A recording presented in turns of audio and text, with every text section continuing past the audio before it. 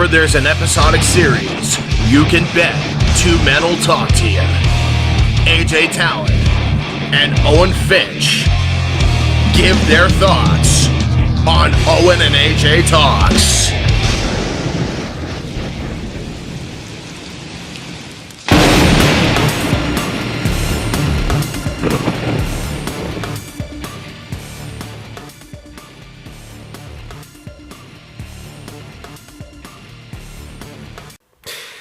Hey, what's up, everybody? Welcome to Owen and AJ Talks. I'm Owen Finch, and I'm here with AJ Talon. And today we're back again, almost at the end. Yellow Jackets Season 2, Episode 8. It's actually a pretty big day for us because it's the first time in quite a little bit where we planned a video and we're actually doing it like the day we were supposed to do it, because I think the past few times we've been pushing it off. So, because I had a lot to do today, and I was but at the end I was like, you know what? No, we're buckling down. We're getting her done. Even Dingo is here. Like, oh yes, I too have a lot to say about Yellow Jackets. Yeah. I'm happy we're getting towards the end.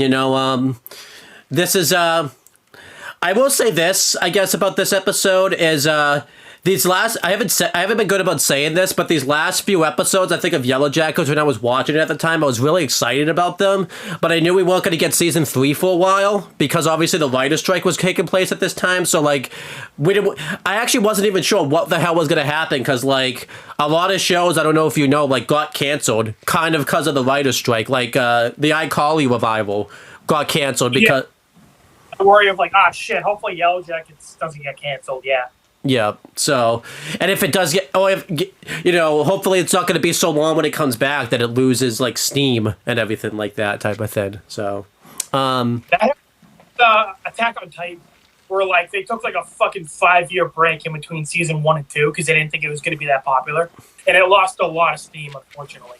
Yeah, so, I was going to talk about that originally, like, when we got to the end, like, before the show came out, because, that kind of is what happened with Yellow Jackets when, when it went away for a while. And when you see the next episode, I'll say more on that, because, the last thing is quite a thin leave off of, when you're not coming back for quite a bit. I'll say, you probably forgot about him. No way Sammy, Taissa, and Simone's son can come back the next season. There's just no way he can come back, because it's been like almost 4 or 5 years since season 1.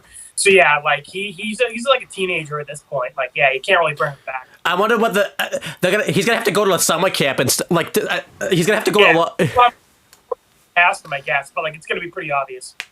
Yeah. And we already got recast girl, and then we'll get recast boy.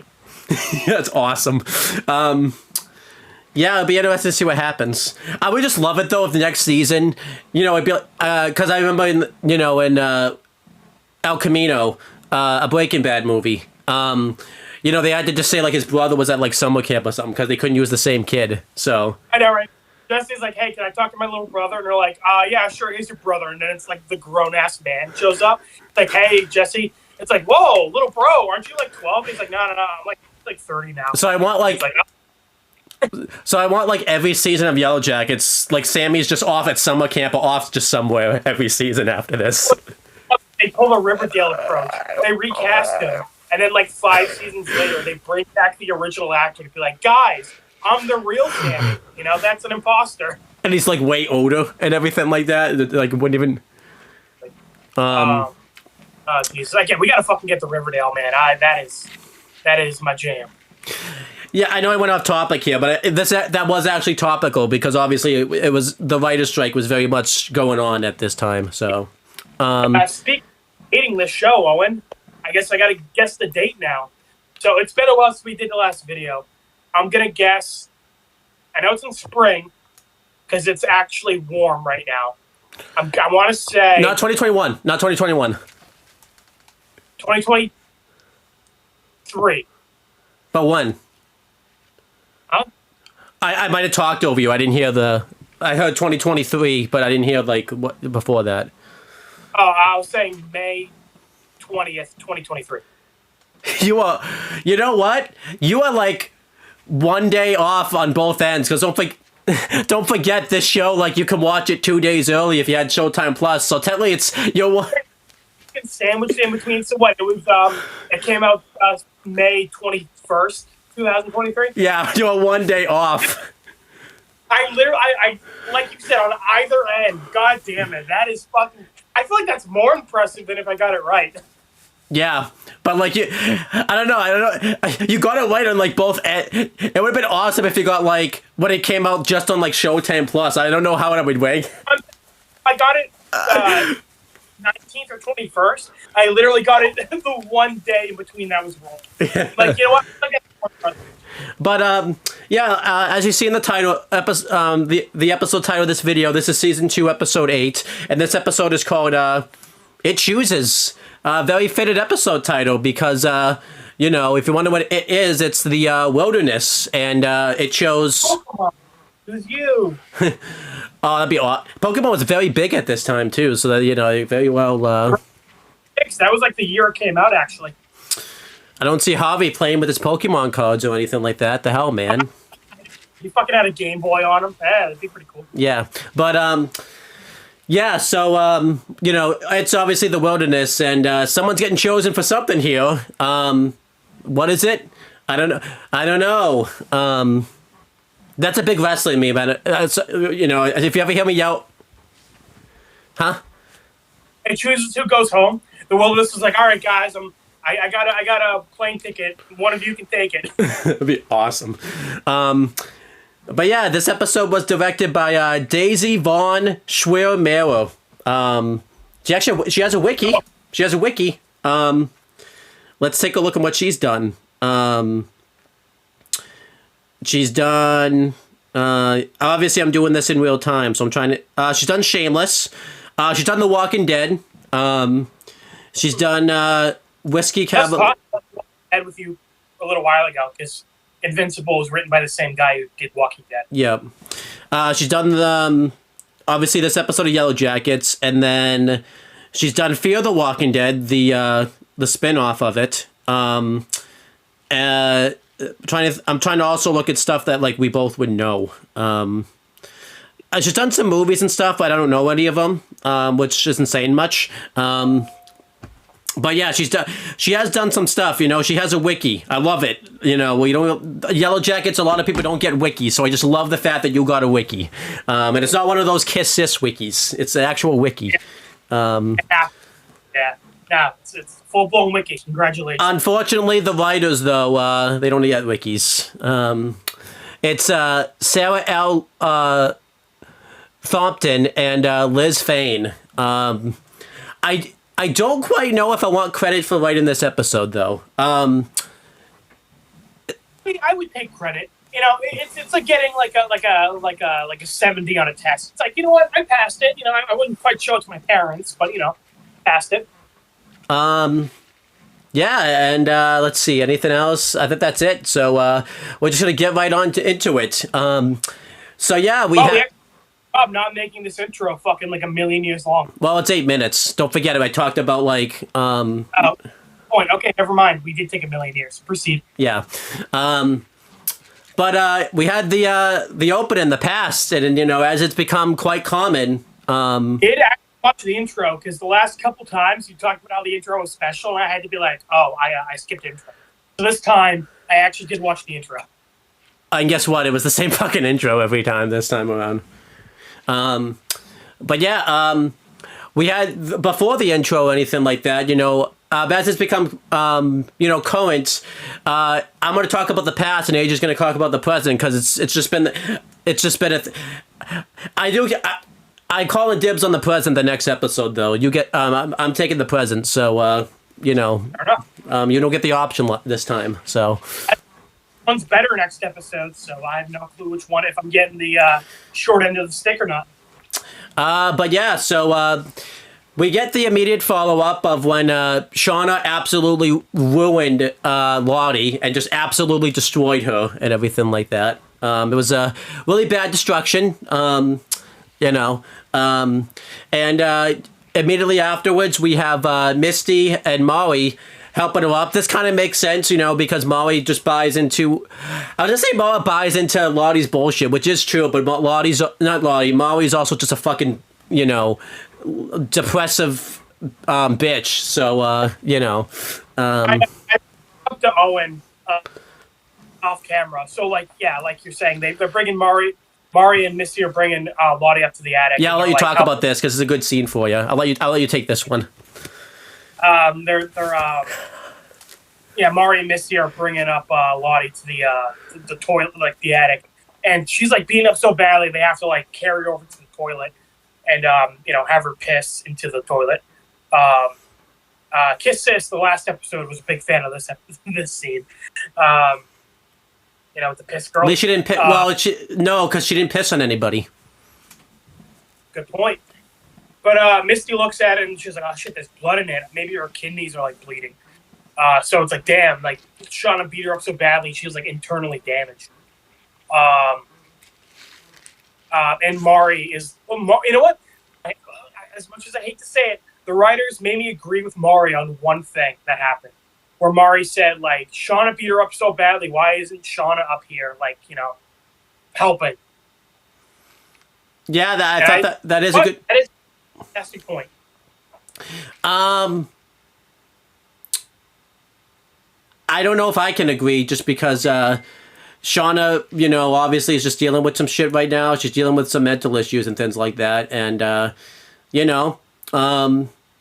why she, but at the same time, I get why Mari's pissed off. It's like Shauna almost killed Mari, and now she like fucked off, and now we have to take care of her.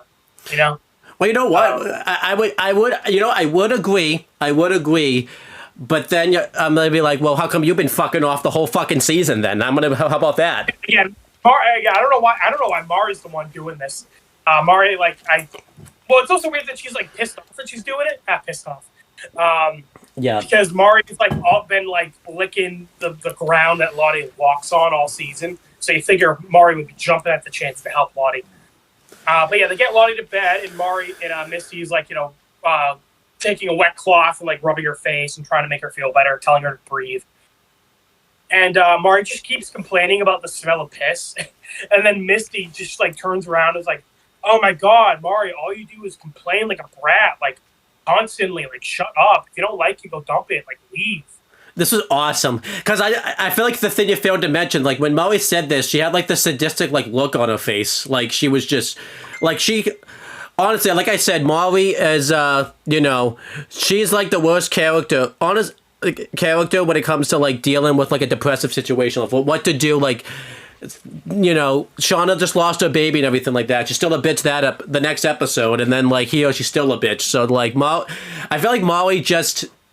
Yeah, like Misty said, I feel like the writers were trying to make it like, oh, Mari's kind of a brat. But it's more like, no, Mari's just a fucking psycho. Yeah. Because she has like this... Psycho, just like an annoying psycho. She has like this, like stone-faced, like angry look on her face when she says that, like, message and everything like that. So... Zero sympathy, only about me. Mari's the kind of person, like, on 9/11 to be like, just bitch about her own, how it affected her. And not like all the other people it affected. Like that's kind of what I mean. Mari just is like me. I mean, when I say this, and you know what's weird? If you put South Dakota in this situation, she would make this fucking work. Exactly. Because again, South Dakota, it's intentional how psychotic she is. With Mari, they're trying to make her come off as a brat, but she's just like a fucking nut job. Even like less sympathy than Misty. Because Misty here had to be fucking psycho Misty had to be the one to be like, Mari, shut the fuck up. This was awesome. I love that. I also like Misty normally like the one who's getting shit on by everyone. So Misty being the one to kind of like have to tell Mari off is great. Let's be real, AJ. I don't think you would have fucking cared who told Mari off. It could have been fucking Shauna that did it, and you still would have loved it. If it was Ben, I would be fucking having fireworks right now. But Misty's a pretty good sprinkle on this cake. I mean, don't forget Ben did this before too in fucking episode 5, I think, where like. So Travis fucking backhands the shit out of her. So this is a good episode to be a Mari hater. Yeah, this is awesome. I think we said this off screen. Even though we're gonna have a few issues in this episode, no matter what, I think because of this scene, we're gonna give this episode a B because Mari got shit on in this scene. Like 5 slapped Mari, or five slapped Mari's out of 5. yeah, but yeah, And then Mari goes down the ladder. She drops the bucket of piss and then starts crying. And then I brought up to Owen. It reminds me of Spider-Man 3, where Peter showed up to Harry's mansion, beat the absolute dog shit out of him, had him on the ground, and then he was like, "Harry, your father is disappointed in you. Oh, look at little Goblin Jr. You're gonna cry." And then he fucking throws a grenade in his face. That feels like in here. Mari's just fucking crying. It's like, "Oh, look at little Goblin Jr. You're gonna cry." AJ, I just knew you were loving this. Like I was laughing my ass off knowing AJ loved this. And that was the cold open. But like you said, I think if we ever did a tier list for best cold opens and shows, I feel like for the lulls, this would win it for you, AJ. You would love this cold open. I feel like our thumbnail has to be crying Mari. Like it's too good an opportunity to pass up. I know, so I probably have to. I probably won't be able to make that work, but we'll see. I will try. Yeah, it's fine, but it'd be pretty funny if you did. But yeah, they continue when they do the intro, and like you said, the one time you fucking watched the intro was the same intro, so you got robbed, huh? Yeah, the normal intro, not like the special ones they've been doing. Yep. So then it cuts back, and doing all. Actually, no. It didn't go to the intro after this. There was more. I forgot. Then Taissa goes over to Weak-Ass Girl, and Weak-Ass Girl is talking to that rat. I don't know. I remember, AJ, you were like, "Oh, this." I remember this rat. It was set up as a big plot hole. We haven't gotten anything from this in like what 2 episodes. Yeah, this was something where I'm kind of like, I mean, like this, they didn't really do much with this. It's like a very quick scene, and it's kind of just like the end of it. But at the same time, I'm like, they didn't really do a lot of setup for it in the first place. So Yeah. I kind of, it's like lackluster payoff and lackluster setup. So I'm kind of just like, okay. I feel like what's weird about this was the scene, because usually when they do a scene before the intro, usually it's like a big thing, and this was meant to be that big thing, but then I'm like, well, you didn't really do a lot of setup for this, so like you put this in a big spot of the show. And it's kind of like, I don't give a shit about Recast Girl, and they do another thing with Mari, where I'm like, I don't give a shit about Mari. So I'm kind of like, these characters going crazy from hunger, I don't really give a shit, Like, they had a scene with Taissa, and I'm like, okay, I like that, because I actually like Taissa. Yeah. But, yeah, so, we see that, Weak-Ass Girl is talking to the rat, being really sweet, saying that she could come meet, like, her baby nephew and all that type of stuff. I did like that she had brought up her nephew and like how she was looking forward to seeing him when she gets back home. So I did like that, where that's like, she's like, oh, I can't wait to see my nephew. I like that consistency. Yeah, but she's recasted, so it's already not consistent as it is. So Even the same person, not even the same nephew. She's gonna get back home, and the nephew's gonna be like, "Who are you? You're not my aunt." We did this joke off screen. I want the original actress to come back and be like, "I'm the real whoever this person is," type of thing. Yeah. I would actually love it if she actually didn't know because we never heard her name. If she actually didn't know what her name was, I'm the real. What the hell is my fucking character's name again? Like type of. Like that scene where like they get mixed up, and it's like, which one do I shoot? And then it's like, all right, tell me something only the real Recast Girl would know, and they're like, she's black, I guess. She has a rat. She has a nephew. It's like, okay, nobody knows anything about her. Yep. But Recast Girl is talking to this. It's not even a rat. It's a mouse. I'm getting this wrong. It's a mouse. It's different. It's not a rat or a mouse. It's a skeleton. Right. Taissa comes over, and she's obviously been trying to keep this mouse a secret from everyone so they don't eat it or anything like that. And Taissa's like, the mouse is dead. I love that it was Taissa that did this reveal, obviously, because Taissa doesn't believe in, like, the supernatural stuff and everything like that. And, like, I feel like Taissa was going to be the only one that could reveal this, wouldn't be, like, heartbreaking or anything like that. I think anybody else would have made this heartbreaking. Even if if they don't believe in supernatural stuff, it doesn't take, like even if you're religious or not, I feel like pointing out that she's talking to a fucking dead rat isn't like, Yeah. I feel like Thaisa the only one that could have said this and like not have, because Thaissa's the only one who's ever talked to this girl besides Mari, so like anybody else talking to her would feel kind of weird. But yeah, we find out this just as a skeleton. And this is what I meant when I said, is this mouse real? Because I had to be like, it's real but not real, because the mouse itself was just a skeleton. It was real, but it being alive, she was just imagining it. And they did kind of, clue it in this time around, because this time around, like, when you saw it from Recast Girl's POV, like, the mouse was all, like... Fog and still, like, very, like, dreamlike. Yeah, so...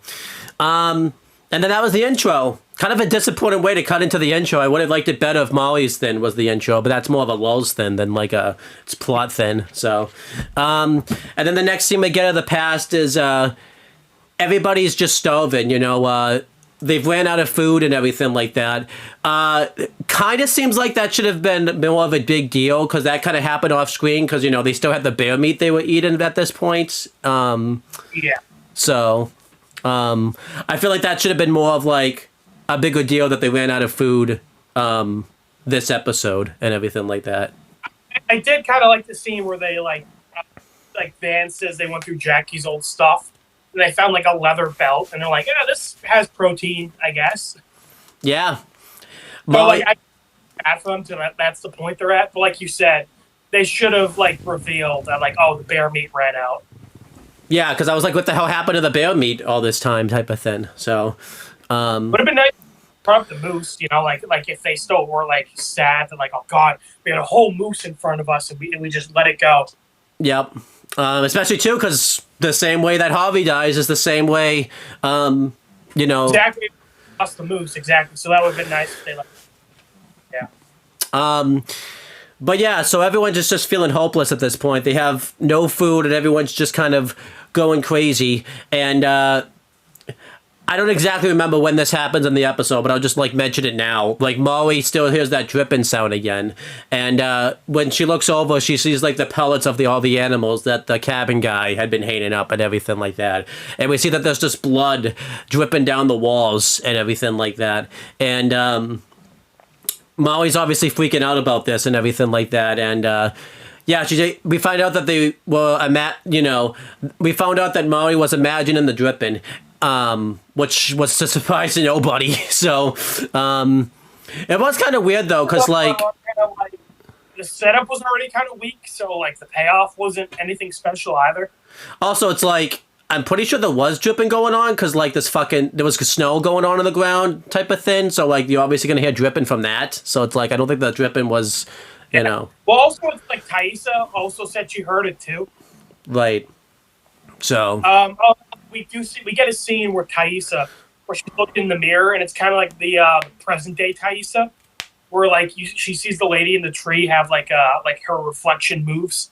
Yeah. Yeah. So they said. And again, this scene, because I like Thaisa, and like seeing Thaisa going crazy actually made me care, whereas I don't give a shit about Mari or Recast Girl. Yeah, I actually cared about this. We see Thaisa, she's looking into the like mirror, and like you said, we get our first like scene of Lady in the Tree like being her own reflection. Again, I don't know how we've talked about this every time this gets brought up. This shouldn't even be a thing anyways, but the fact we have to kind of... This is a past issue. But at the same time, if we're ignoring that, which, again, hard thing to ignore. It's like an elephant in your fucking living room, hard to ignore. But if you do ignore that elephant,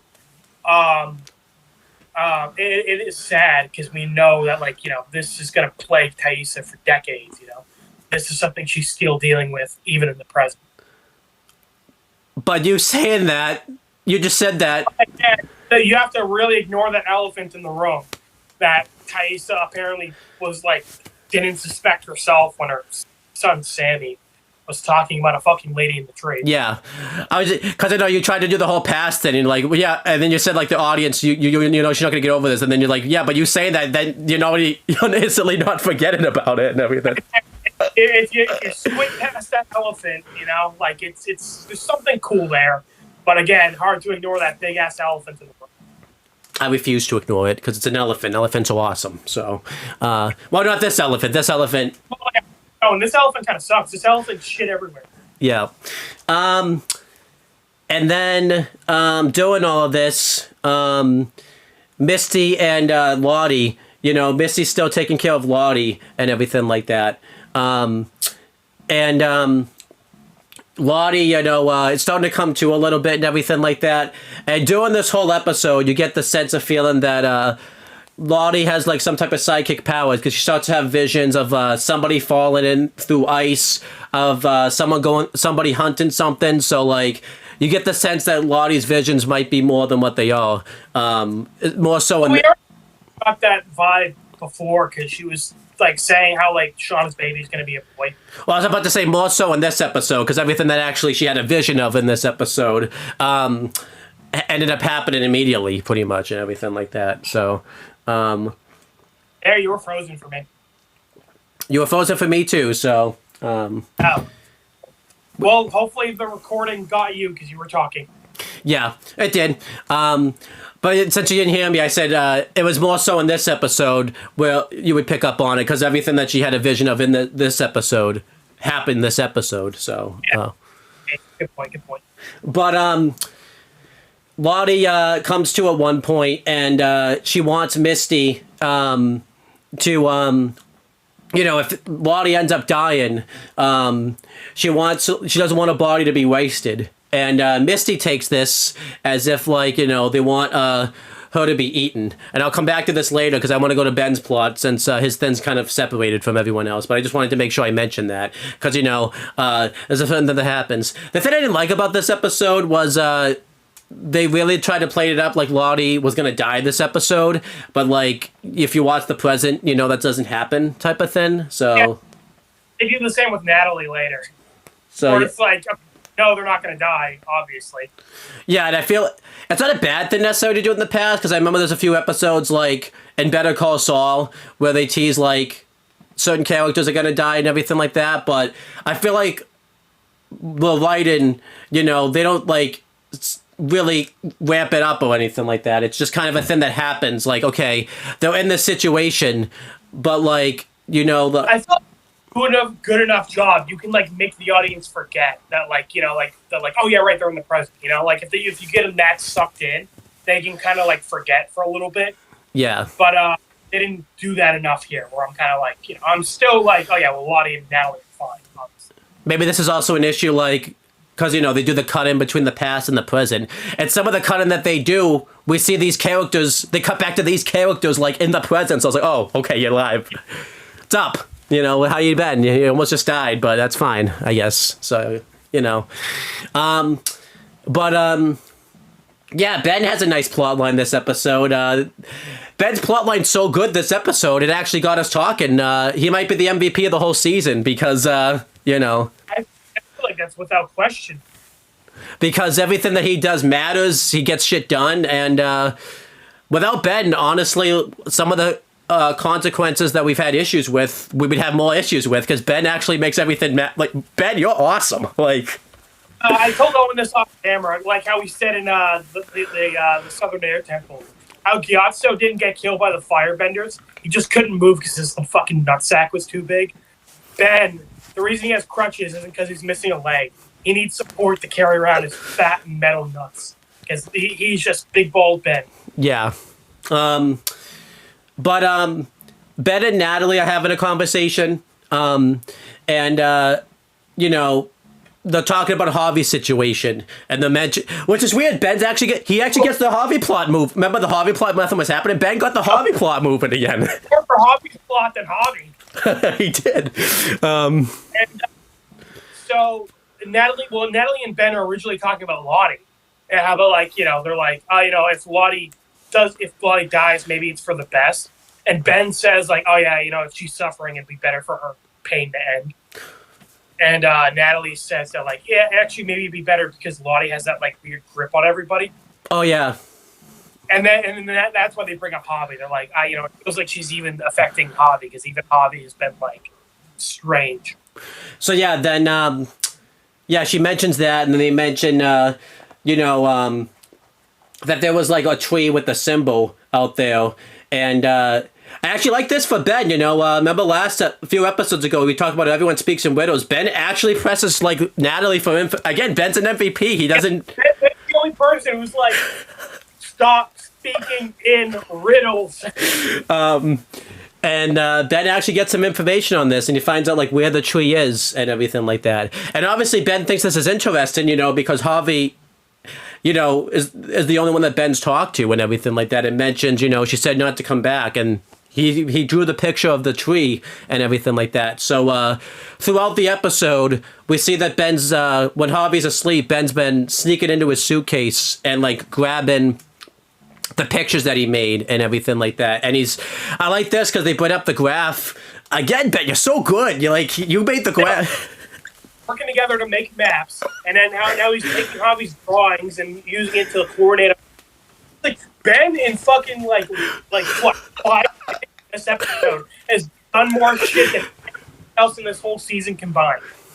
He's awesome. Ben is absolutely MVP. You were like, Ben's probably. It's like, no, absolutely, Ben is MVP, without question. Do you ever notice, the more I talk about his plot, I'm just like, yes, Ben, yes, you go, All the right decisions. It's like, thank you. You know what sucks? He's probably dying the fucking soon too.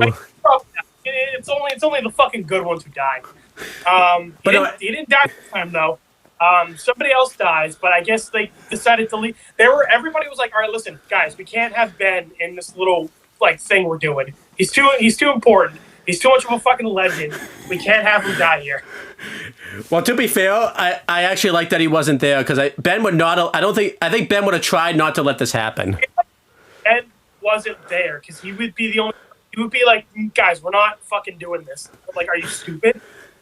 Are you dumb? Stupid or dumb? That would be Ben.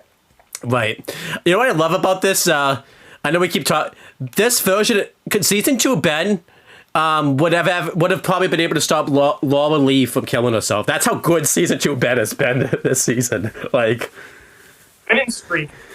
But anyhow, yeah. So Ben, and doing this, they have a scene where he's sharpening his crutches, and again, he's able to bring Misty into his plot line, and that Misty's actually getting shit done here, type of thing. Misty's making sure Ben's only using what is Ben using this knife for, and Ben's very small, but I like that his follow up on his suicide attempt from last time. Again, Ben just gets shit done. He knows what he's doing. Worried about him, with the knife, and he's like, I'm just making my crutches more easier to go in the snow. They're like, let's go, Ben. They brought up before, it's hard for him to move in the snow. So it's like, nah, I need to go to this because none of you fucking idiots are going to get anything done. He's like Thanos. It's like, fine, I'll do it myself. That's Ben right now. But yeah, so Ben, he takes his crutches, goes to this place, where Natalie told him where the tree was, and we find the tree. Ben sees there's an opening in the tree. They see there's an underground cave almost in there, and he finds out that this is where Harvey has been all season. Ben did in one episode what everyone had been struggling for months to find out where Harvey was. Ben did it in one episode. But he did in the cabin, playing cards, twiddling their thumbs. Mari's bitching about something, and you got the Chad Ben with one leg hopping around making the plot happen. This is so good. I love this. This is awesome. Yeah, I'm so glad. I love Ben so much, and I hate Mari so much.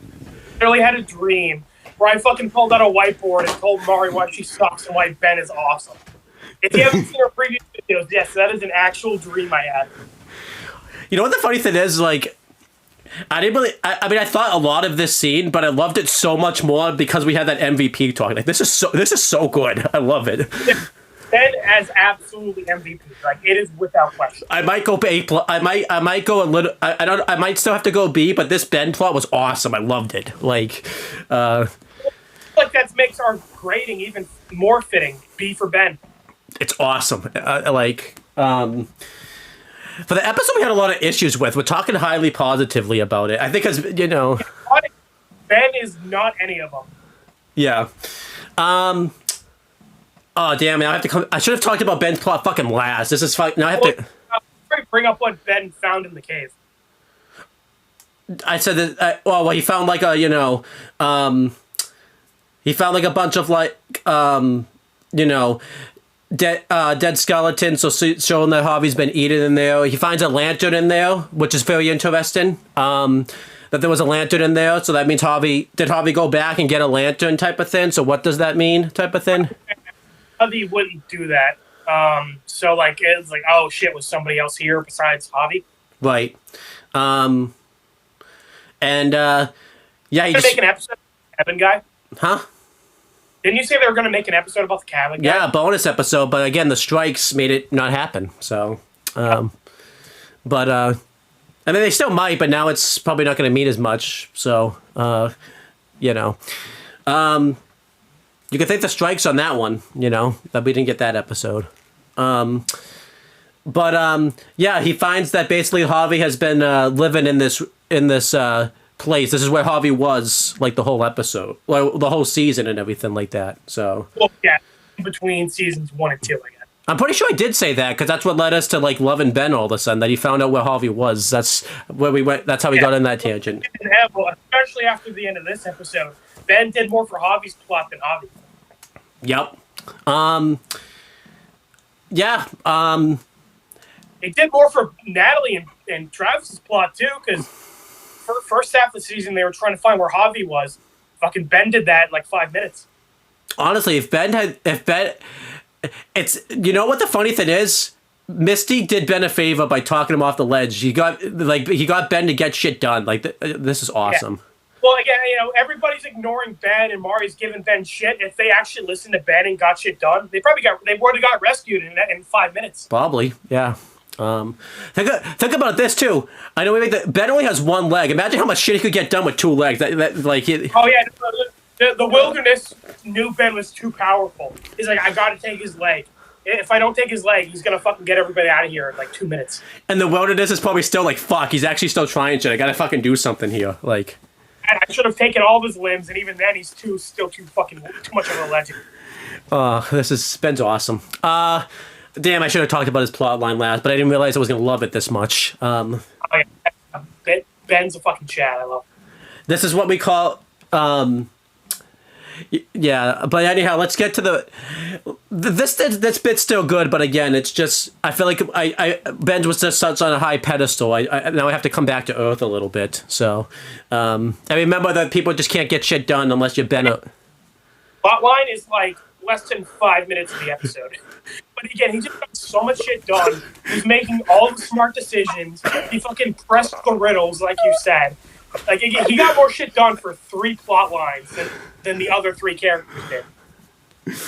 Oh, this is awesome. I love it. But, by the way, let's just get... I think the reason Ben wasn't involved in the other thing going on in this episode is because Ben was the only one with a fucking brain cell.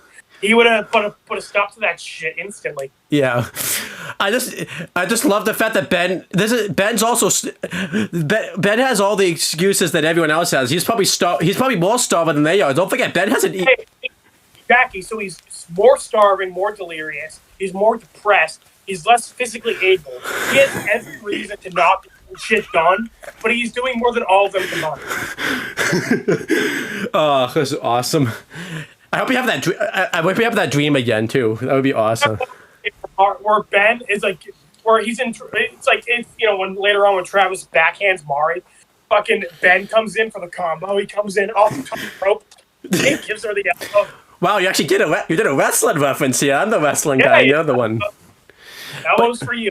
You know what? I don't even have 4 thumbs, but I'm giving Ben's plotline this episode 4 thumbs up. That was awesome. You're throwing extra 2 thumbs just to give Ben extra thumbs up. Yep. Well, Ben 10. He's gonna turn on forearms to give Ben a thumbs up. It's awesome. But let's come back to Earth a little bit and just remember that like not everyone is as capable of getting shit done as Ben is. So, coming back to the other plot line. So again, everybody's starving. So Misty comes downstairs, slash down the ladder, because it's not really stairs in the attic. It's more of a ladder, but whatever. She tells everybody, that it's not really looking good for Lottie and everything like that, except she's in the present, so it's fine. So she kind of says, like, if she dies, she doesn't want her body to be wasted. And obviously everyone kind of thinks, like, this isn't what the... you kind of missed it, but there was a scene where Shauna was, like, going to give another blanket to Lottie, and Mari kind of, like, gives Shauna, like, shit, being like, hey, how come you're worried about her now, when you're the one who did that to her? It is kind of like, Mari, which one do you want? Do you want, like, I don't know. Shauna when she wasn't doing anything, and now you're giving her shit now that she is doing something? I think I was too busy loving Ben's plot line to remember it. That's probably why, so... It's about something. Although, again, I hate to agree with Mari on anything, but it is weird how we're not really getting anything from Shauna on this. Like, I would have liked more, like, Shauna's thoughts after what she did to Lottie. Yeah, we got nothing. I feel like, we should have gotten something, like a conversation, like Taissa comes out and talks to her or something. Again, they kind of did this very quickly. Well, like... Yeah, I guess I'll just say it now, because so I can let you talk about it. But the setup was good, that, like, they're all getting delirious and they're, like, starving, like, they got to do something. But they all agree on this way too quickly. There should have been more of a back and forth. It's weird, because even Natalie and Ben earlier, like I said, they were kind of like, you know what, Lottie has a weird grasp on everyone. Maybe it's better if she does die. But again, Natalie kind of agrees to this. Travis agrees to it. I feel like Travis definitely shouldn't, because, he cares about Natalie and Javi. He's got two people he cares about he wouldn't want right. Getting hurt in this. And funny enough, it's the two people who end up getting fucked over by this. But going over this, so everyone kind of agrees that, like, they have to kind of take action into their own hands and make it so that way they don't get to the point where, like, if Lottie does die, that way, they're not going to be, like, starving or anything like that, which is a choice, but it's a choice that's made. And then it cuts off screen and we see right. It's a choice that is made. I didn't say it was a good choice. I didn't say it was a bad choice. I just said it was a choice. They also make the choice not to mention Ben. Again, Ben went to go do his own thing, and nobody was like, hey, where's Ben? Like, Ben lucked out, like, he wasn't included in this shit, like, at all. Right. I feel again, they were all like, too much of a legend. We can't have him die here. You know what's weird? I feel like Ben's plot, it was like in another show at the same time. Like, it was in this show, but not. That's how good it was. Yeah. Well, it's also weird, because Ben was the only one who was, like, giving everybody shit for, like, eating Jackie. Yeah. So, again, if Ben were here, he would not be about this. He'd be like, no, we're not fucking doing this. Yeah. He probably would. I don't know how successful he would have been, but then again, this is a season 2 bit. Listen to him, because they never fucking listen to Ben, even though he's the only smart motherfucker in the world. Yeah. But it's weird that Natalie is going along with this, and Travis. Yeah. Anybody else? Yeah, and Taissa. I feel like Taissa also wouldn't be going along. Maybe Shauna, because, they made it pretty... Yeah, I can see Shauna going along with this. But again, they should have been more of a back and forth. Everybody kind of just agrees to it. Yeah. So what that is that this is going to be a lottery. You got this prediction pretty much right. As we've seen throughout the daily task, they would have chores and they would draw cards to see who's going to get what chore.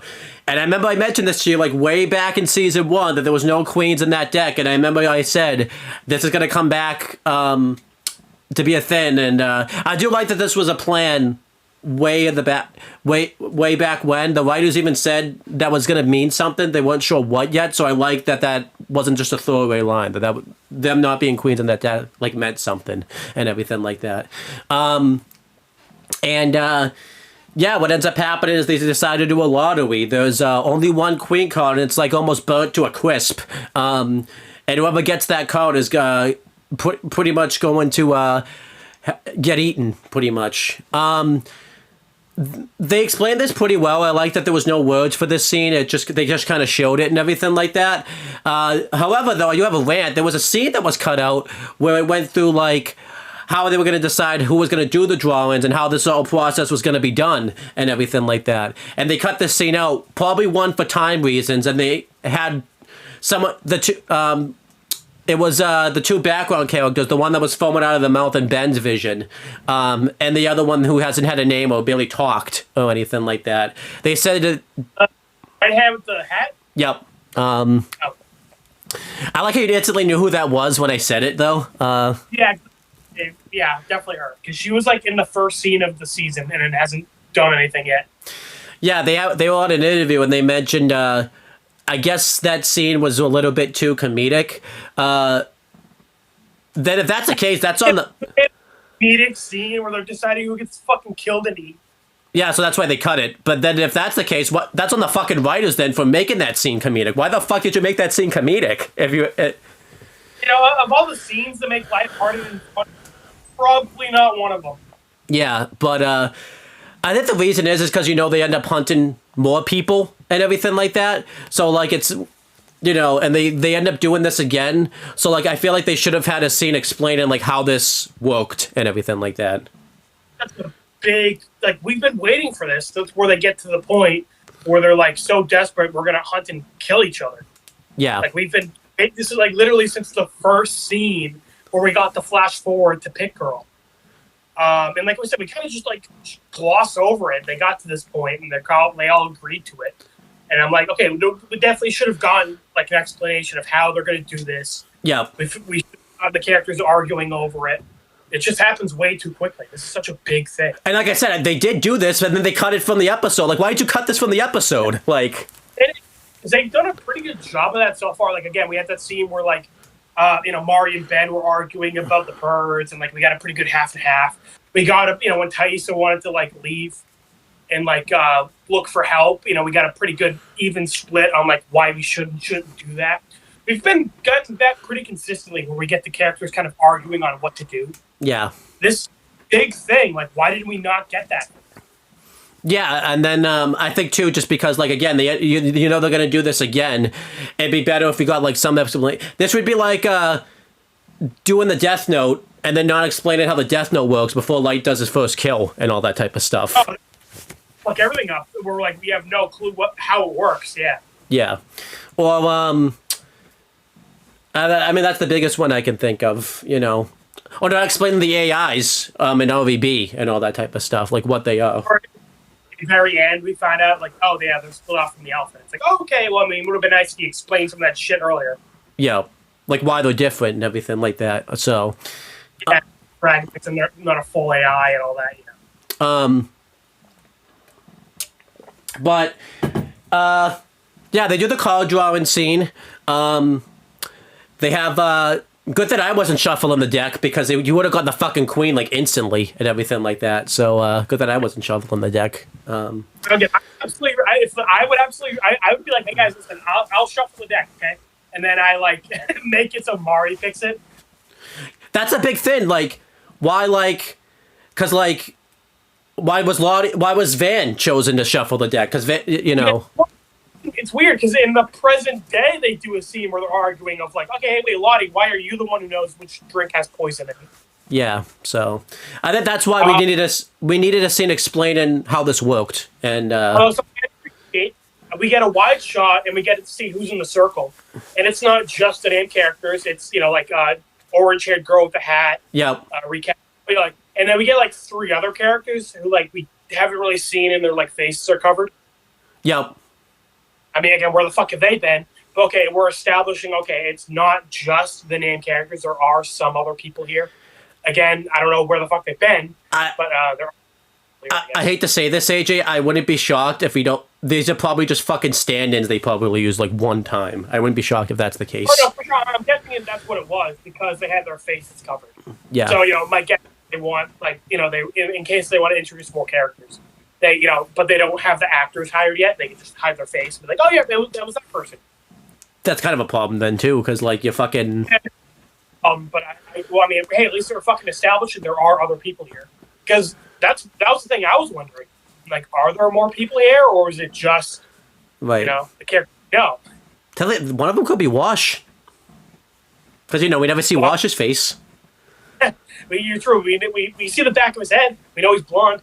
Or at least be blonde. I don't know. Their hair was covered. Yeah, so that could have been Wash right there. If that's the case, then why is Wash letting this why is Wash letting this all happen then? But it's.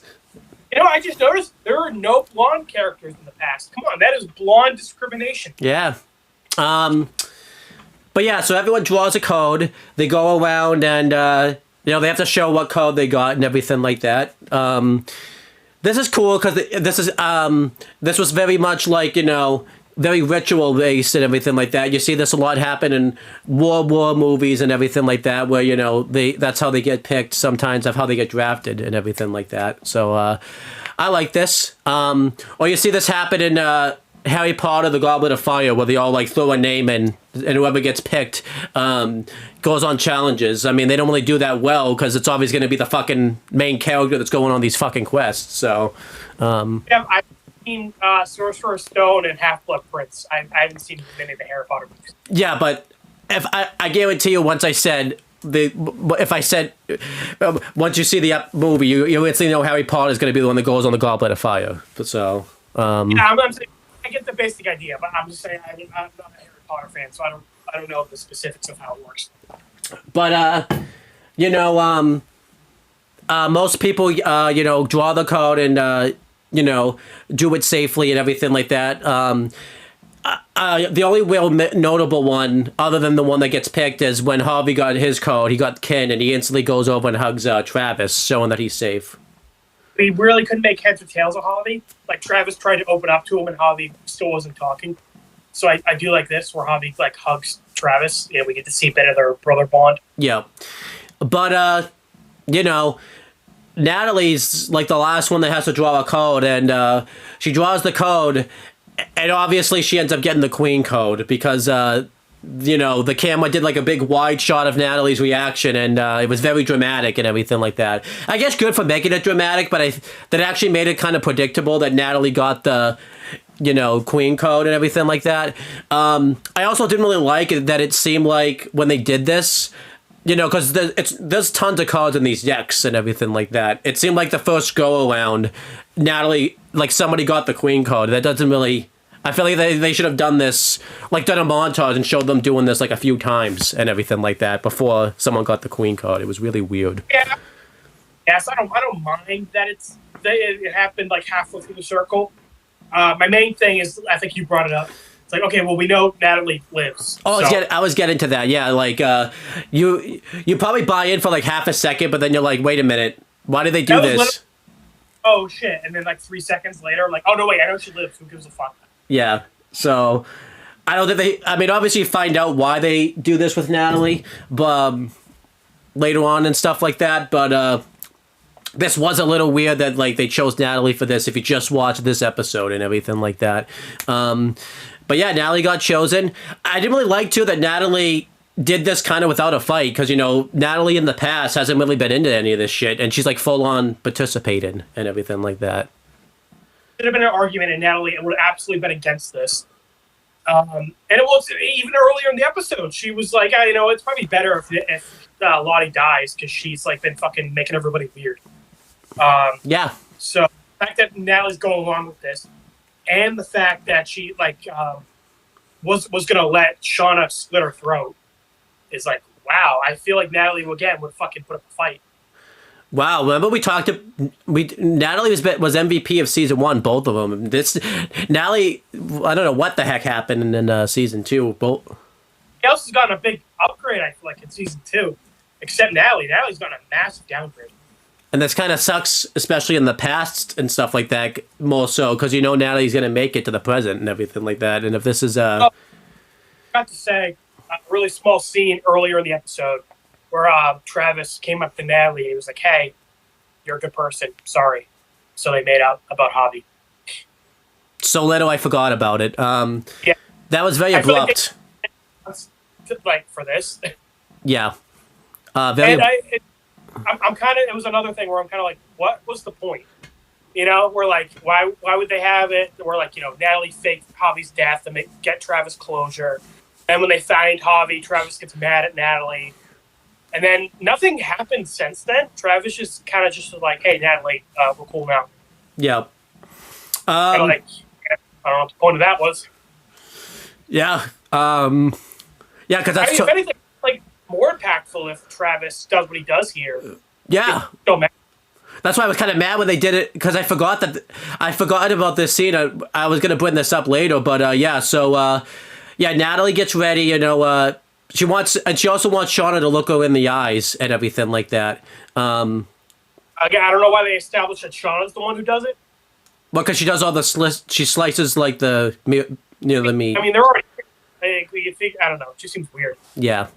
But then this is where they did Natalie for this too, just because it kind of messes up everything in the present, because like she's not close with everyone in the present, but you would think that would make their relationship weird in the present and everything like that. Well, like yeah, with Travis after the Doom coming, but he's pretty chill with everybody.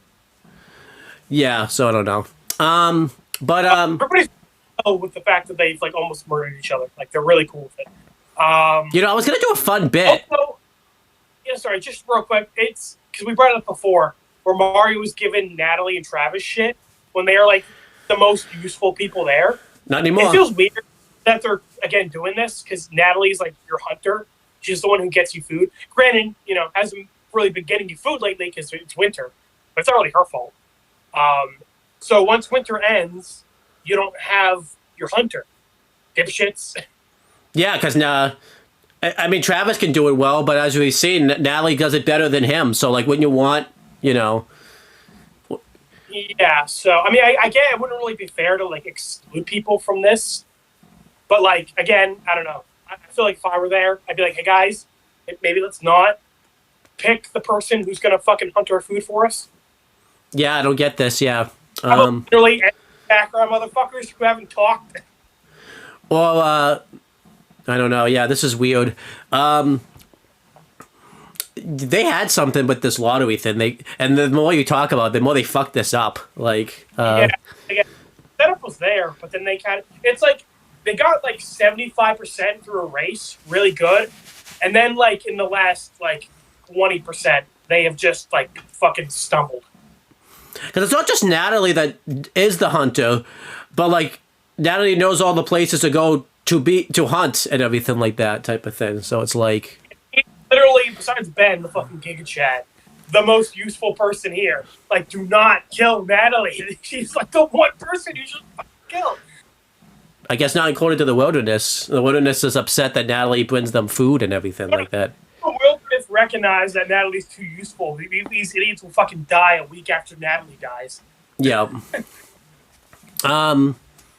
Maybe this scene will be better if, like, I guess this, because I can't even say that, I can't even say this is really supernatural either. You could say they were in a trance, but I can't say it's a supernatural trance. It's more like the desperate for food type of trance too. Like, again, they did a good job setting up. They're all getting delirious and like hallucinating from hunger. I mean, again, they did too much of a jump for at this point, and like nobody's arguing. But again, I feel like it's dumb that nobody is like, hey, listen, Natalie's kind of like too important to do this. Like, I feel like we should exclude her. Yeah, well, like if Natalie gets picked, veto it or whatever. Like, Or like again, just I don't know. It's like she's literally everybody else doesn't really have a job. Natalie's like the best hunter you guys have. Don't fucking pick Natalie. I don't make it so she doesn't get picked. Rig it. Like, yeah, I don't know. It's just weird. Yeah. Well, again, I feel like this would have been better if they, like we said earlier, Natalie and Travis are the only ones doing anything, and everybody else is just sitting on their ass, not doing anything. Yeah. So, like, I don't know. This is weird. Like, other people were helping them hunt or something, like make it so Natalie's not like the only fucking one besides Travis who's like actually doing shit, Why would the hunt? I know there's more people, but like, why would you hunt? Why would you hunt the? Well, then again, it doesn't become a hunt until later. But yeah, they weren't even going to give Natalie a chance. They were just going to kill her right then. Yeah, I would have given him a chance. But anyhow, let's get back to it. So, yeah, Natalie has Shauna look her in the eyes, but then Travis tackles her to the ground. This was still good, but again, it would have been more effective if this is like if they didn't do the apology earlier and everything like that. And yeah. still mad at her, but he's still like just threw himself at Shauna to save her. But again, like you said, they got 75% through the race, and then everyone kind of holds Travis, the same position that he was in during Doomcoming. I like that callback. I like that he put up a fight. Like Van and Mari try to get him off Shauna. He elbows Van, and then Mari does like a fucking scream. It's like comedic. She's like, and then he just fucking backhands the shit out of Mari. That's awesome. Oh, I want to fucking repeat that over and over. And then he screams at Natalie to run. Yeah. Which I like. And Natalie takes off, and during all the struggle, Harvey notices this and he runs off. More on him later. His head gives like a nod to Harvey, like go help him. Yeah. And it's also going to be the last time Travis and Harvey see each other. So, Yeah, so that's really sad. It's nice. I guess the good thing is like they had a good memory together, I guess, at the end and everything like that. I don't know if that's sort of really a good memory, but yeah, it's good enough. They left on good terms, at least. There was no fighting or anything like that. So, but then doing all this, they get Billy Corgan's "The World Is a Vampire" song to play. It fit the theme, but you could definitely tell this was more. I think the Yellow Jackets crew wanted to get a popular song than getting a song to fit the theme. I think. I was thinking, well, listening to this, like I like the song. I kind of wish Yellow Jackets used its own music more. Yeah, because like I said, it fit, but it's I feel like you were just kind of getting a big time artist to do your show at the same time, Yeah. And then everyone grabs weapons. Apparently they filmed this. It took them 13 days to film this. In those 13 fucking days, the writers couldn't realize that Natalie wasn't the person to do this with, but whatever. They that's the choice that they made. Weapons. Huh? Where'd they all get their weapons? Just randomly outside. Yeah, because they weren't planning on chasing anybody for a hunt. Yeah. So why do weapons? I don't know. It's random. None of this was thought out and planned out. Okay, and I don't have a reason for you. So yeah. It's funny. We talked about it during before the video, where we're kind of I wonder if this will be a kiss sis thing, where it was actually not as bad as we thought it was, or it'll be. But no, this is definitely we're noticing some things in this. Hey, I did tell you that I noticed some things that were on, and we're noticing more things that are on. So, but yeah, it is weird that the weapons would just that the world have weapons like this, scat. We never saw these weapons before either. Around the cabin, they just grabbed them. It makes much more sense if everybody was helping hunt. Yeah, that way, killing Natalie would be okay, you have other people who can hunt, fair enough. And they would all have weapons on standby. Or, again, make the rules of this, picking thing clear. Maybe instead of, because they were going to just kill Natalie right there. Make it so, okay, whoever gets picked gets, a couple minute head start. They can run, and then we go after them. Right. It would have tied in the game Natalie and Lottie had. Where they had to, have a couple, they each, went off to go find game. Yeah. I like gonna tie that in where they're okay, you go off and we all go find. Yeah. I think what's worse about you just thought about that in 5 seconds. Like I said, they filmed this for 13 minutes. No, not 13. I was saying they filmed this in 13. They filmed this in 13. It took them 13 days to film this. Not just film it, but then write it. And no one realized. Yeah, this is kind of an issue right here. Again, sorry to, if we're hating on it too much, but this is such a big thing. They've been building up to this since the first scene of the show, and this is something you got to get right. This is a big thing for all of the characters, and it's not hitting. It's not hitting like it should. I mean, I know you had issues with the break-in and the freelancer thing, but they still got that. They got a few things wrong, but they got that pretty much all of them out right. Yeah. I had issues with it, but it was fine. This isn't as bad as the wolf attack, but it's disappointing compared to like what I was expecting it to be. I feel like the actual hunt like happens mostly off screen too. Yeah, okay, so what happens is Natalie runs away, everybody chases after her. Natalie like hides behind a tree, Mm-hmm. and Javi finds her and is like, "Hey, let's go to the place I know." Yeah, so which is where Ben is. So they're about to go to this place, and everyone finds, because he said the others don't know about it. So everyone finds them, and they went off. Javi talks to Natalie here. Oh, that's the first time he's talked to anyone outside of. I guess this is so shit that we're just we're missing all the big bits. They didn't really make a thing of it in the episode. Javi kind of just like talks to her. They don't even like make it a big deal. No, it really wasn't a big deal. I guess because he's already talked, but like it would have been. That's actually what. It's really weird too because they mentioned like off screen that Natalie, and because that's what leads to Travis apologizing to Natalie. They mentioned that like Natalie and Javi developed some type of thing like off screen. Oh yeah, he was like she was giving him gloves. You're right. But like they didn't like I said that they didn't do, but I don't mind it. They didn't do anything with it. Like it was like just happening. One, they kind of set up like Javi was kind of friends with Shauna. Yeah, not anymore, I guess. So They didn't do anything with that, and now they're making it like, oh, I guess him and Natalie are friends. I guess. Yep. And you know what? That was more. It's one of those occasions I've always talked about with Yellow Jackets where they wrote that just for this episode. They didn't really think that through. Like, but yeah. So Javi talked to Natalie for the first time. Again, not really that big of a deal. I mean, I shouldn't say that because Natalie gave him like a look. And there was like a pause for a little bit, but again, I think because they're dealing with this hunt, that they didn't really do a good job setting up. That like they kind of had to focus on that.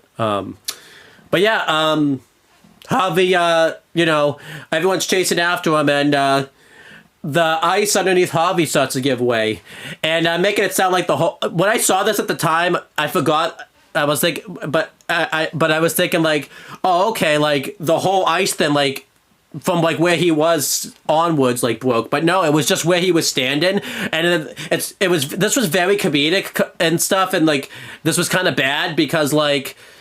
Javi like looked down, knew the ice was gonna break. Like he literally could have just stepped forward, and like he would have like lived. Like it was only where he was standing that broke. Like so why were they going over the lake? That's a good point too. So again, one, everybody's hunting you. The lake is wide open. Everybody can fucking see you. Yeah. And two, you're over a frozen lake. Again, the ice could break. Which is what happened. The forest. Yeah, this is a big forest. It's not like small, so. No, it is literally miles and miles of forest. Just go around the lake. I don't know why you were doing that. Yeah, but again, like I said, they just cut. Like Javi and Natalie were in the woods. Javi says, "Hey, come with me if you want to live." Yeah. And they're just and then next scene, they're just halfway across the lake. Yep. So again, I don't why. Why was this? And then the ice breaks. Javi drowns. And they do a new cool bit. Natalie tries to help him, but then Misty like has to hold her back and like mentions like if you help them, like they're gonna hunt you and everything like that. I guess that was fine, but even though Natalie and Misty haven't talked much in the past, but we obviously see them be like the buddy cop in the present. So I do like that. Maybe that's like this is kind of the start of their friendship. Yeah. Natalie has no choice but to watch this happen because she knows if she saves Javi, she's going to get hunted. And this is also, bittersweet because Javi tried to save her type of thing. But like, And it's also sad, Javi the whole time is screaming in between chugging water like, Natalie, help me. Yeah. And this was also sad too because, Travis saved Natalie and this Travis gave the go-ahead. So like, I don't think Travis is going to feel like necessarily at fault, but maybe he'll think he's at fault, because if he just let Natalie die. This is like so fucked up in the present is, like he blames himself for what happened to Javi. Like he lost his brother came back and then his brother died. Yeah. And also, poor Travis, because again, like you said, he had two people he gave a shit about in that circle. Anybody else dying, he would have been chill with. Now he gets picked first, and then his brother ends up dying. It's like, damn. Literally anybody else in that circle, and it was the two that he gave a shit about. Yeah. But then, they pull Harvey out of the water, and that's how the episode ends. Everybody's staring, like, horrified, but then Van says, like, the wilderness chose. Yeah, so that was the way the episode title came in. The wilderness chose Harvey. And again, this is a big death, but then, if you've watched any other Yellow Jacket episode before this, you would know Harvey's not really a big character as this episode tried to make him out to be, because, he just fucks off. He always fucked off anyways and everything like that. He wouldn't even be in half of the episode sometimes. Like you said, you question what the hell was the point of Harvey, because other than like Travis, he's the only one that had like a relationship with Harvey, and that's the thing. Like with Travis and Harvey, we only really get it from Travis's point of view. Where like he chucks the gum, because he's like, upset about his dad's death, and he's like kind of taking it out on his brother. Mm-hmm. And then, he ends up digging up the ring to give to Harvey to like make it up to him.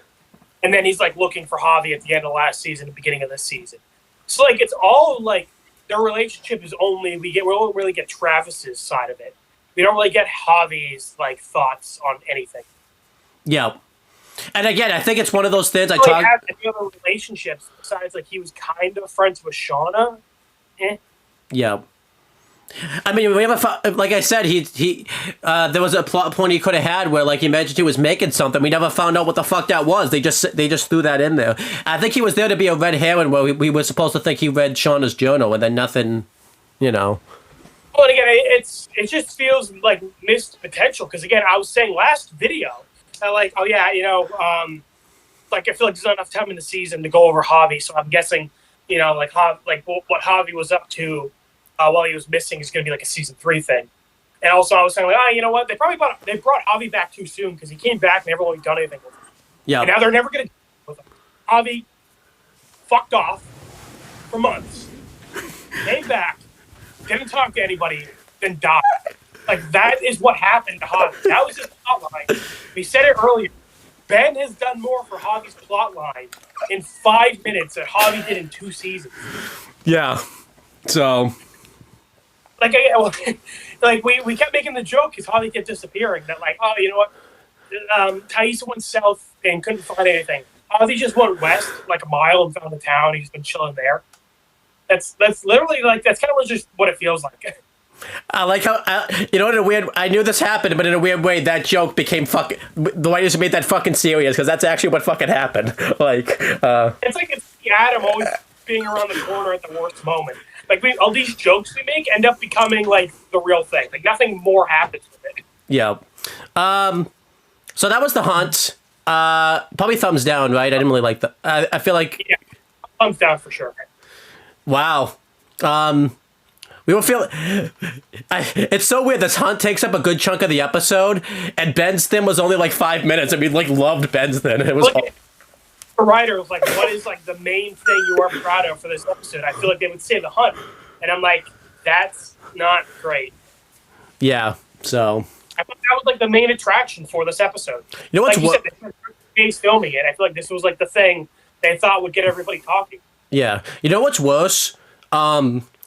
I read it wasn't even the creators of the show. Like, this is a big thing. Why did at least one of the creators of the show not fucking work on writing the hunt? That's a fucking mistake. This is a big thing of the show. Yeah, like, if you look at Ben 10 or Avatar or, like Breaking Bad, like, like the main showrunners or writers are doing the big episodes, This is a big episode, and the main showrunners didn't. And this is why the main showrunner has to work on the fucking big thing sometimes, because as you see, this is what happens. Like, yeah. So I mean, don't forget. I mean, the big Vince Gilligan, he directed and wrote Gus's death, and he was there on site and made sure that got fucking right. And look how great that is. Like, yeah.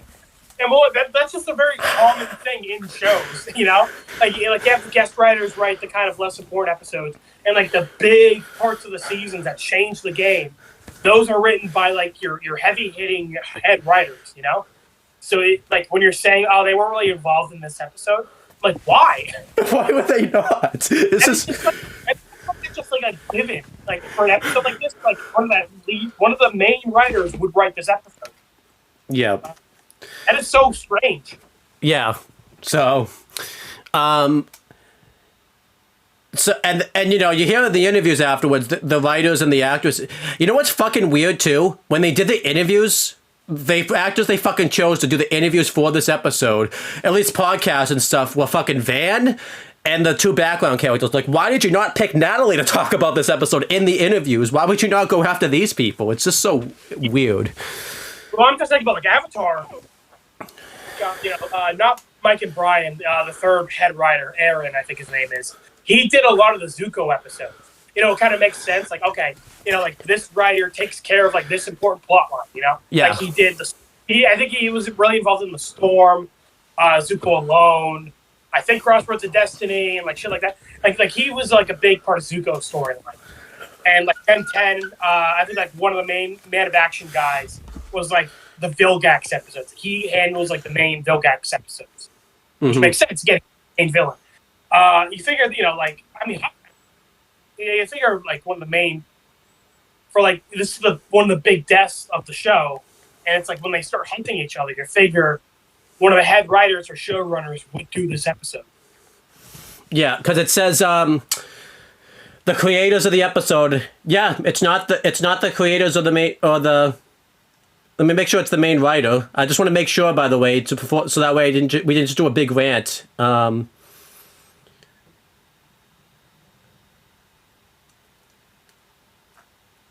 it wasn't one of the. It wasn't one of the main writers. It was Sarah L. Thompson and Liz Fain, and I don't see they're not the creators and they're not the main writers or anything. So I don't know what's going on here. This is so odd. Like, yeah, should give an episode like this to like just not like the main dudes. But yeah, I'm not gonna fault them for this either because you know, they probably tried to do this episode as good as they could, but again, they're not the main writers or anything like that. So yeah, so unfortunate. But this might be talk about the president, even though I've been talking a lot already. I will say this, by the way, this might be the worst episode. This might be the worst episode in the past. Just the past. This might be the worst that's ever happened in the past.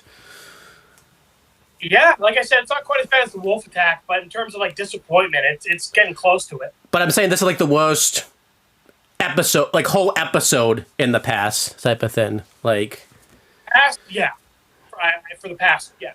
Like, just imagine if Ben was not in this show. How much differently we would feel about the past. Raises this episode up quite a bit.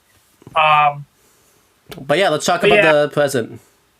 So, real quick, I told Owen I was going to do the main parts first and then the little parts. You know what, Owen? Just for you, I'm going to do the little parts first.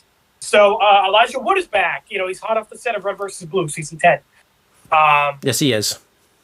We see he wasn't lying about being rich because he lives in a big ass mansion. I guess he got home. Yeah. It's only been like a day and a half since he left Misty. So he got back home pretty quick. We don't know where he lives though, so I can't really comment on that. So. Yeah, good point. But it took a while for them to, you know, get there. Yeah, pretty decent drive. And again, he was like a random guy on the internet. Like he should not have lived near Misty in the first place. Yeah, this is an issue. Yeah. So he was lying about the mansion, and then he sees online people were messaging him about like his Adam theory, and being like, "Oh yeah, hey, they found him dead in the park," and because you know he basically confronted Misty about like he thinks that she's the murderer. Mm-hmm. But you know, like his intentions are still unclear. But we see that he sends an email to like the police email, being like, "Hey, I have information on your case." It doesn't specify which case. So I like the police are gonna message back and be like, "Which case? We're a police department. We have a lot of cases." Yeah. I hate to tell you this. This is a spoiler. They don't. They never specify. I guess they just assume they knew what. I guess Adam's fucking case is just worldwide. I guess so. Yeah, I mean, obviously, it's like that's just like a nitpick. It's not a big deal. But it is kind of funny. It's one of those, like, again, it's like when we talked about Javi speaking in riddles, where like a character should go up to him and be like, "What the fuck are you talking about?"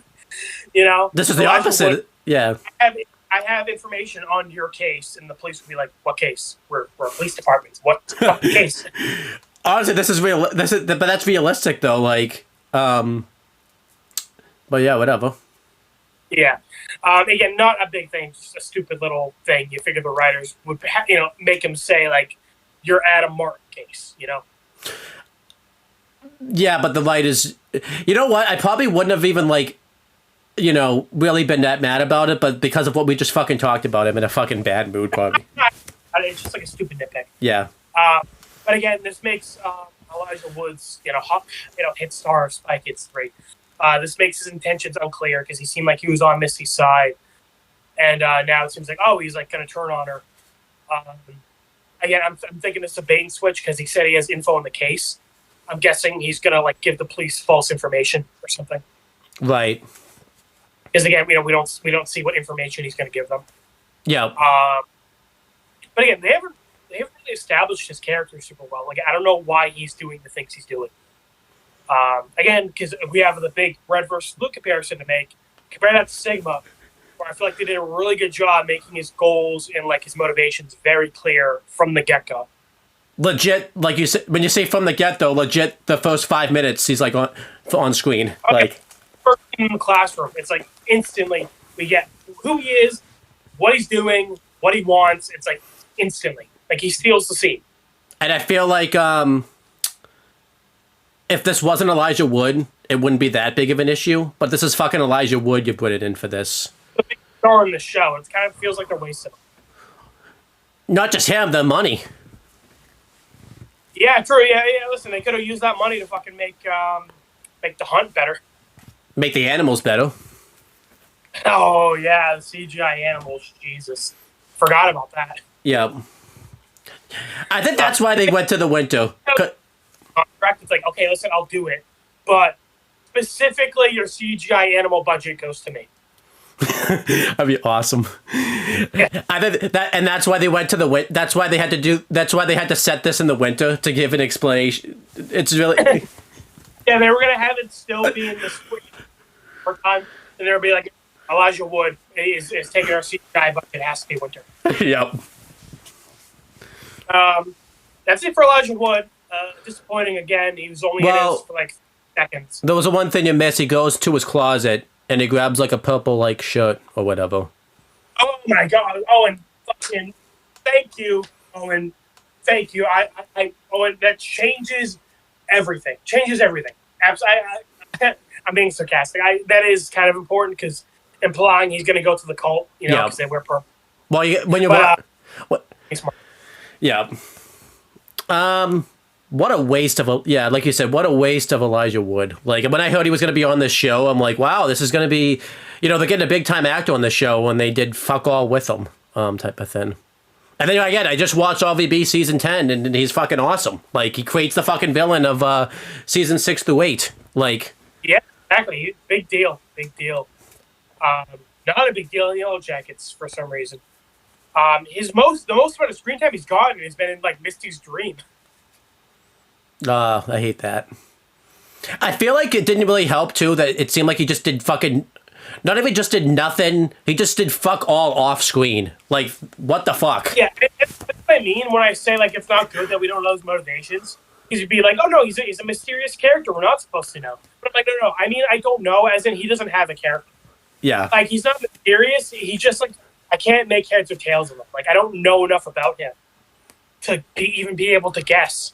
He could fucking show up butt ass naked and fart on everybody, and I'd be like, yeah, that makes sense. Because don't forget a big scene last season was when Misty called him. It went right to voicemail. So what the fuck was that? Did he just not have did his phone die then? Like, yeah.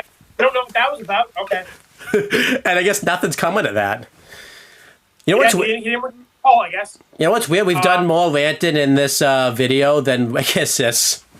Yeah, I know, right? And I feel like this is kind of nitpick, like we were saying about the Adam Martin case thing. It's like what was again? It's like Javi. It's like, what the fuck is the point of this character if you're not going to do anything? And again, Elijah Wood. It's a lot of fucking money you're fucking throwing at the guy. Big actor. I don't know why you're not using him. And then that's kind of it for him. And then one plot line I really do like in this episode. Yeah, it's awesome. Continuing the Adam Martin plot line, the Kevin and Porn Stash show up at Jeff's house, be like, "Hey, we have a search warrant. We're searching the place because Sean is officially a suspect." So he lets him in. They're searching. Mr. Mustache is looking in Callie's room. I don't know why they're having him look in Callie's room. I mean, it's kind of just like a nitpick, I guess. But like again, police procedures. You figure, considering the animosity between them, you would have literally anybody else search Callie's room. Yeah, but whatever. I'm gonna let this slide just because you already because of there's other things that need to be focused on. Yeah, it's more of a nitpick, but like it is a little distracting to me. But yeah, Callie's recording Mr. Mustache and being like, "Oh yeah, this creepy guy tried to have sex with me, and now he's like looking in my underwear drawer. He's a creep." And then he's kind of just like talking back to her, being like, "Hey, listen, you tried to tell my partner that I like tried to seduce you and shit. Like, the apple doesn't fall far from the tree. You're a liar, just like your mom." And like she's trying to argue with him, being like, "Oh, what do you think the jury's gonna say? What about you like trying to get with me?" And they'll be like, "Well, they'll think the same thing that I'm thinking, that like your mom is a horrible lying man eater, and you're just like your mom." And this gets Callie to kind of like take a step back, and I think this really did get to her because she asked Jeff later on if she's like Shauna. Yeah. I did like his comeback here because I didn't know because they do a thing where you don't know what he's going to say in his comeback. And his comeback was actually pretty good. And don't forget, she did, at the end of the day, she approached him at the ball type of thing. If she never approached him, not much probably would have happened. And again, I mean, like, they're making him smug, but like, he's right, Yeah. Like, he's doing his job. He's a cop. Like, he's right that Shauna fucking murdered Adam. By the way, even though he's not MVP, this cop kind of is a little. You could make the argument he's MVP. He's maybe not MVP, but he's like top 5, I'd say. The whole fucking this fucking cop that his name we don't even fucking know is more MVP. Yeah. Oh, the mustache man. He's got that big ass mustache. Yeah. But let's talk about this great plot because it's great. Even though I was bitching a bit about, like, it's weird that he was the one looking in Callie's room, I do like their back and forth. And again, I think good interaction. I love, like, the hate they have towards each other. Yeah. I did like they did a scene with them, too, because it would have been weird if we didn't get a scene with them after, like, everything, too. And at the door, they give each other, like, a look. Yep. And then Kevin is talking with Jeff in the kitchen. Jeff, again, being the only person in the present with 5 brain cells, is immediately like, "Listen, I want to talk to my lawyer. I want to talk to the lawyer present. Yep. Hey, listen, we don't need to get a lawyer involved just yet. Let's like talk a little bit." And then he's like, "Hey, listen, your wife confessed to, like her affair, because Jeff was trying to be like, Shauna's not here. She's on a girl trip with her girlfriends at a spa."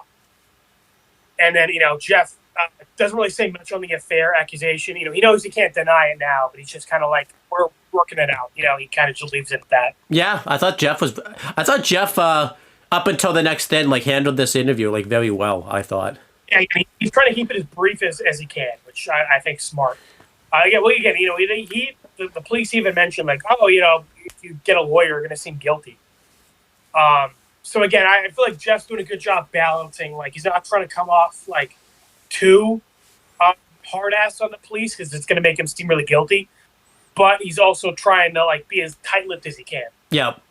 And again, I feel like they do a good job establishing that Jeff, is just a regular guy. He's not really. He's going to make a lot of mistakes as a.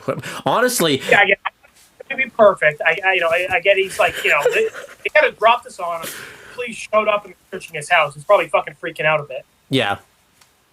And with what they're about to drop on him, he does a pretty good job handling that, too, and everything like that. Mr. Mustache comes in and he shows a bunch of pictures of Adam's autopsy reports, and they're definitely doing this to rile Jeff up to make him slip up. Mm-hmm. Where they're showing how the clean cuts and how this wasn't just your average person cutting somebody up. They knew to cut up his heads and hands and feet, and even his tattoos, they shredded it with a cheese grater. That's very gruesome. And of course, he doesn't know Misty was the one who knew to do all this. So as far as Shauna was Shauna did cut him up, but Misty had to kind of coach her a bit. Yeah. But he doesn't know that. So as far as he knows, he's like, damn, Shauna got a cheese grater and fucking shredded his tattoo skin.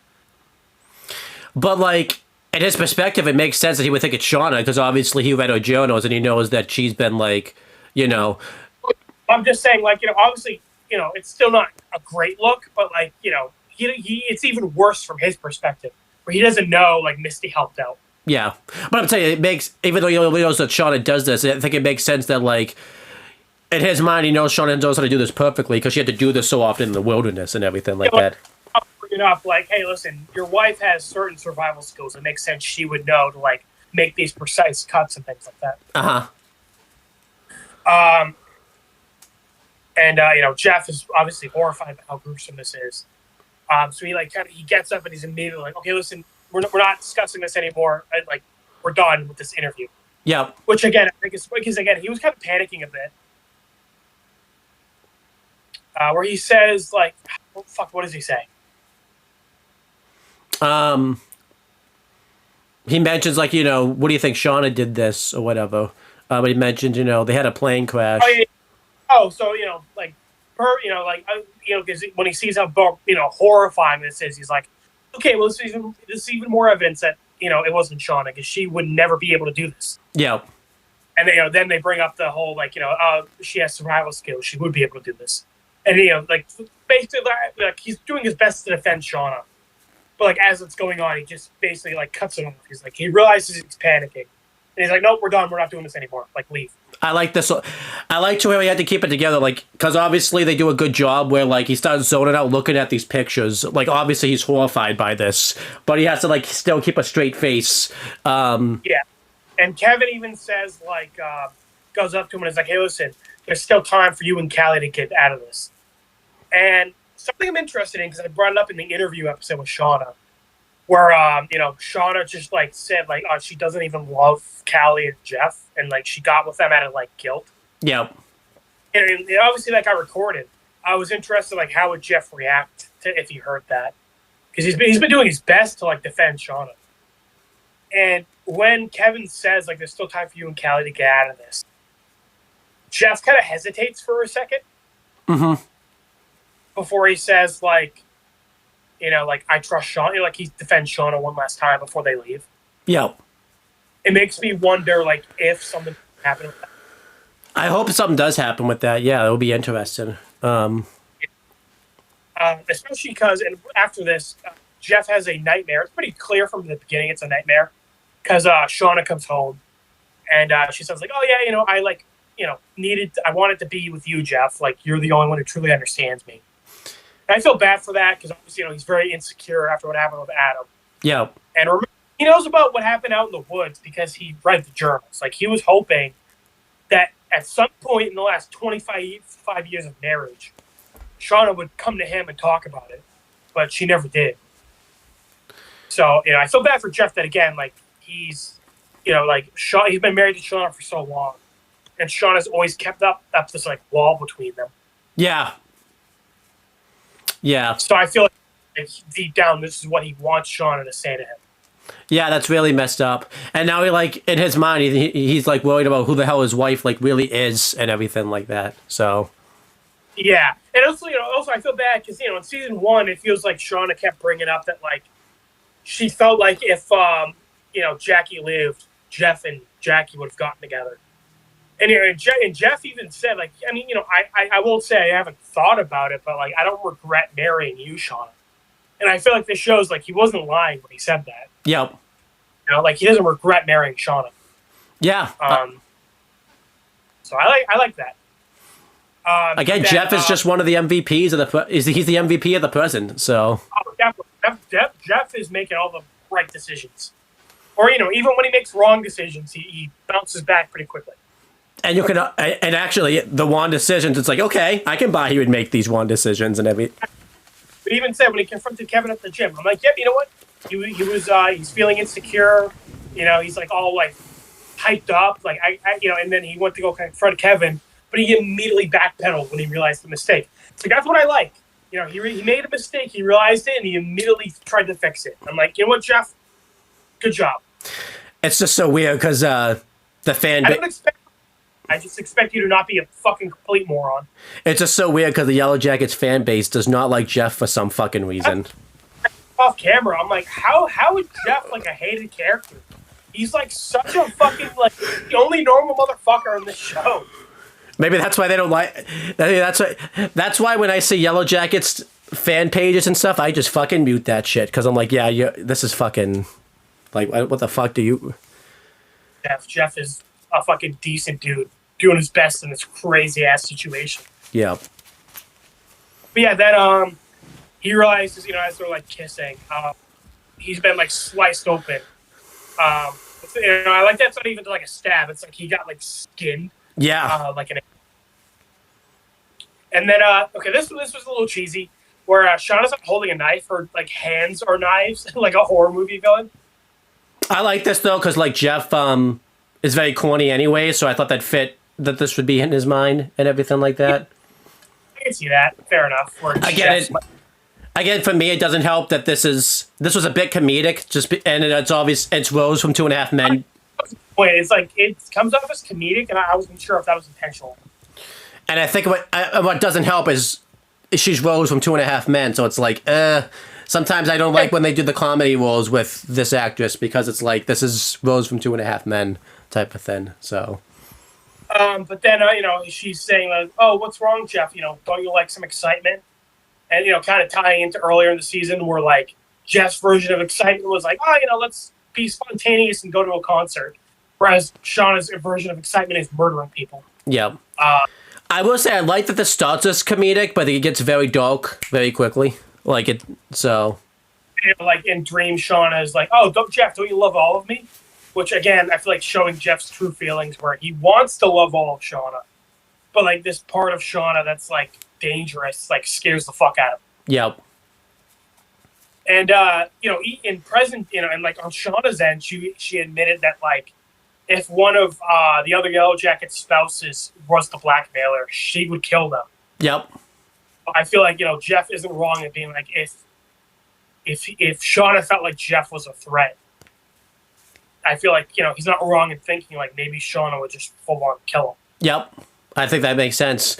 Makes you question what would have happened if she never even, I mean, even though he didn't know anything about Shauna, I mean, I still like to go back and see if Shauna got like a post, because we know she doesn't get a text, but if did Shauna get a postcard, like, because that makes you question, was Jeff worried about blackmailing Shauna? Like, was she worried what Shauna was going to do type of thing? We know the blackmailer was texting them. Did we get confirmation that Jeff was the one sending the postcards too? I'm not 100% sure. Because I was gonna say, like, I remember, like, they were like, because the postcards didn't actually say anything, right? It just had the symbol on it. I thought it was the same because that's why Natalie confronts her, and then like Misty gets one, and then like. Well, because they get texts. Remember later on being like, "Hey, listen, if you don't, I'll expose your secrets if you don't give me this amount of money." The postcards didn't have anything on them, right? It just had like the symbol. Yeah, it did. And also, why would Jeff know the symbol? Because Jeff knows about what's written in the journal, but I don't think like the symbol was in the journal. And also, Jeff mentioned that like he texted Thaisa because Thaisa's rich. Yeah. And Natalie, Natalie could have money. So like, but like Misty got a card, and I don't think he ever blackmailed Misty. That's true. So got confirmation that Jeff was the one doing those cards. Yeah, don't forget in season 1 they make. I feel like because you don't know a lot about that. So like because the Travis stuff was going on at the same time. So I think they make you think it's right. I was thinking about that in the car earlier, where I was like, wait, did we actually ever get confirmation that it was Jeff doing the postcards? I don't think we have. I don't even think we was it. I don't even think we know who sends the postcodes. I guess then. So I don't think it was Jeff. Yeah. So I guess not. Which so I mean, again, this could be if it was confirmed to be Jeff and we just don't remember. This is gonna sound dumb, but like, you figure they would have brought that up. When Shauna's like, okay, so you're the blackmailer. Yep. You sent the texts. Yep. Did you send the postcards? What postcards? You figure that would be a conversation they would have had. Right. So, if it's revealed that it's not Jeff who sent the postcards, then they're going to look really dumb that they didn't confirm that. Right. The reason I asked that, too, because they asked Shauna if she got a postcard and she didn't know anything about it. So that's why I thought Jeff was the blackmailer also. So. Yeah, I don't think they really addressed it. So that's why I'm kind of, after this video, I'll Google it. Yeah. I know. Because I don't want to go too into it, because if we did get confirmation, then we're going to look like idiots. Right. But I put a pin in that. But yeah, Jeff's nightmare ends where Shauna slits his throat. He wakes up in a cold sweat. He goes to the living room and sees Callie drinking a beer. And I like Jeff doesn't get mad at her. He just goes up to her, takes the bottle, and says, "This isn't going to help you sleep," and then he just drinks it himself. Yeah, I really like that. I will say I really like this scene because we never really got established, and we never really seen Jeff and Callie really have a scene together. We didn't really get a sense of their bond, so I really like this scene here. Shauna kept throwing jabs at Callie, being like, "Oh, you give me a lot of shit, but you think your father's an angel." Yeah. Where we didn't get enough Callie and Jeff to even know if that was the case or if Shauna was just being a bitch. Right. But now I feel like this scene kind of shows that maybe Shauna was just being a bitch. Yeah. I do like, where, again, what Mr. Mustache was saying to Callie is clearly affecting her, where she says, "Hey, am I like Mom?" And Jeff says, he takes it as a good way, yeah, of course you are. You're smart like her, you're driven. But then, Callie's like, no. Mom's, fucked up. Yeah. Yeah, I like that she doesn't really sugarcoat it. And Jeff, in the same way, is pretty honest with her, where he doesn't really defend Shauna here. He's like, yeah, she's fucked up, but it's he doesn't deny that she's fucked up, but he's like, but what she went through out in the wilderness, it makes sense why she's fucked up. Mm-hmm. Lost Callie, and then we finally get to fucking talk about it, where Jeff brings up that she lost somebody else out there. She lost a sibling. And I like that we kind of see Jeff's, how hard this is for Jeff to talk about. Yeah. Because remember, Shauna never told Jeff about this. He read it in the journal years later. So imagine how hard this was for Jeff to find out on his own, reading through the journals and finding out that they had a kid together years ago and it died. He never knew. It's insane. Yeah, it's very depressing. I think what makes this even more sad, too, is, I remember we speculated, this would be even more sad if, Jeff was trying to push to have a child, and if he never knew that he even lost a son to begin with, so Shauna didn't want to have a child for that, just to lose it again type of thing, as she mentioned in her therapy. And Jeff was, when Jeff read that in the journal, he's going to be like, he never knew. This is, I really like this scene here and everything like that. So, and I love how Callie starts tearing up. Her actress did a great job, and and she is like, "Oh my god, I was supposed to have a sister," and then Jeff Crack has to freaking be like, "Brother." Yeah. But then I love that he goes up to Callie, hugs her, sits down next to her, and then pulls her in and kisses her on the forehead. He just seems like such a good dad. Jeff is such a fucking good dad. He really is. I really like that, but I really like this scene. And then he says, well, sorry, go ahead. What you were going to say? Well, I'll let you say what you were going to say, too, because then it ties in what I was going to say. Or and then because she's questioning how Callie doesn't really want to be as like messed up as her mom, and then Jeff is like, listen, what your mom went through, it's her burden to bear, and he also says like and it's also mine too. I like how he says that kind of like half-assed, like he wants to defend Shauna, but at the same time, it's like he doesn't know how much he can help her with that. Yeah. So I like that he's still devoted to Shauna, but he's also like not fully in as he used to be. It seems. Yeah. Makes it very clear to Callie, like, listen, it's your mom's burden. It's also my burden. It doesn't have to be yours. Because again, Shauna was the one pulling Callie in as an accomplice, and Jeff has been against that shit like the whole way. Yeah. So Jeff is again continuing to be like, listen, this is you don't have to be involved with this. Like, I do not want you involved with this. This does not have to be your issue. I love this scene a lot. Other than Ben's plot, this is my favorite plot in the whole show, and this is my favorite plot in the present. Definitely, I really like that. Jeff told Callie about the fact that she had a brother, and in a weird way, Jeff in this one conversation got Callie to realize like why her and her mom don't have a good relationship, because she realized okay, like Callie lost a child before this, that's why she's so afraid to get close to me and everything like that. I give Jeff a pat on the back is because like this is a conversation Shauna should have had a long time ago. Yeah. But it's like, man, she's too up her own ass. So Jeff has to be the one to kind of have this hard talk with their daughter. Yeah. And again, I don't hate that. The show is making it very clear that is like Shauna's issue. That Shauna is like not a good mom and like is like, not speaking about this with her family when she should. But I also liked, Jeff even mentioned like, yeah, this doesn't have to be like your burden. I think that's a very relatable quote because, our parents, and like people's parents, have done bad things and stuff. And sometimes like, no, like we don't want you to make the same mistakes like we made, or we don't want you to live through our burdens and everything like that. So I really like with our family sometimes that definitely does like hold true. Like this felt very relatable, to me specifically. So. Yeah. So I really like this a lot, I like that, basically saying that Callie could, like, walk alone. I mean, in a weird way, this is the big message at the end, with the Church Lords and the Upsilon unit and everything like that, even though it's not, his past, but they mentioned, like, our past don't have to define you and everything like that. Like, you can take this and, become better from this. It doesn't define who you are. It's your starting point for who you're going to be. Yeah. And honestly, because they kind of fucked this up badly when they did it, when Shauna and Callie had this talk.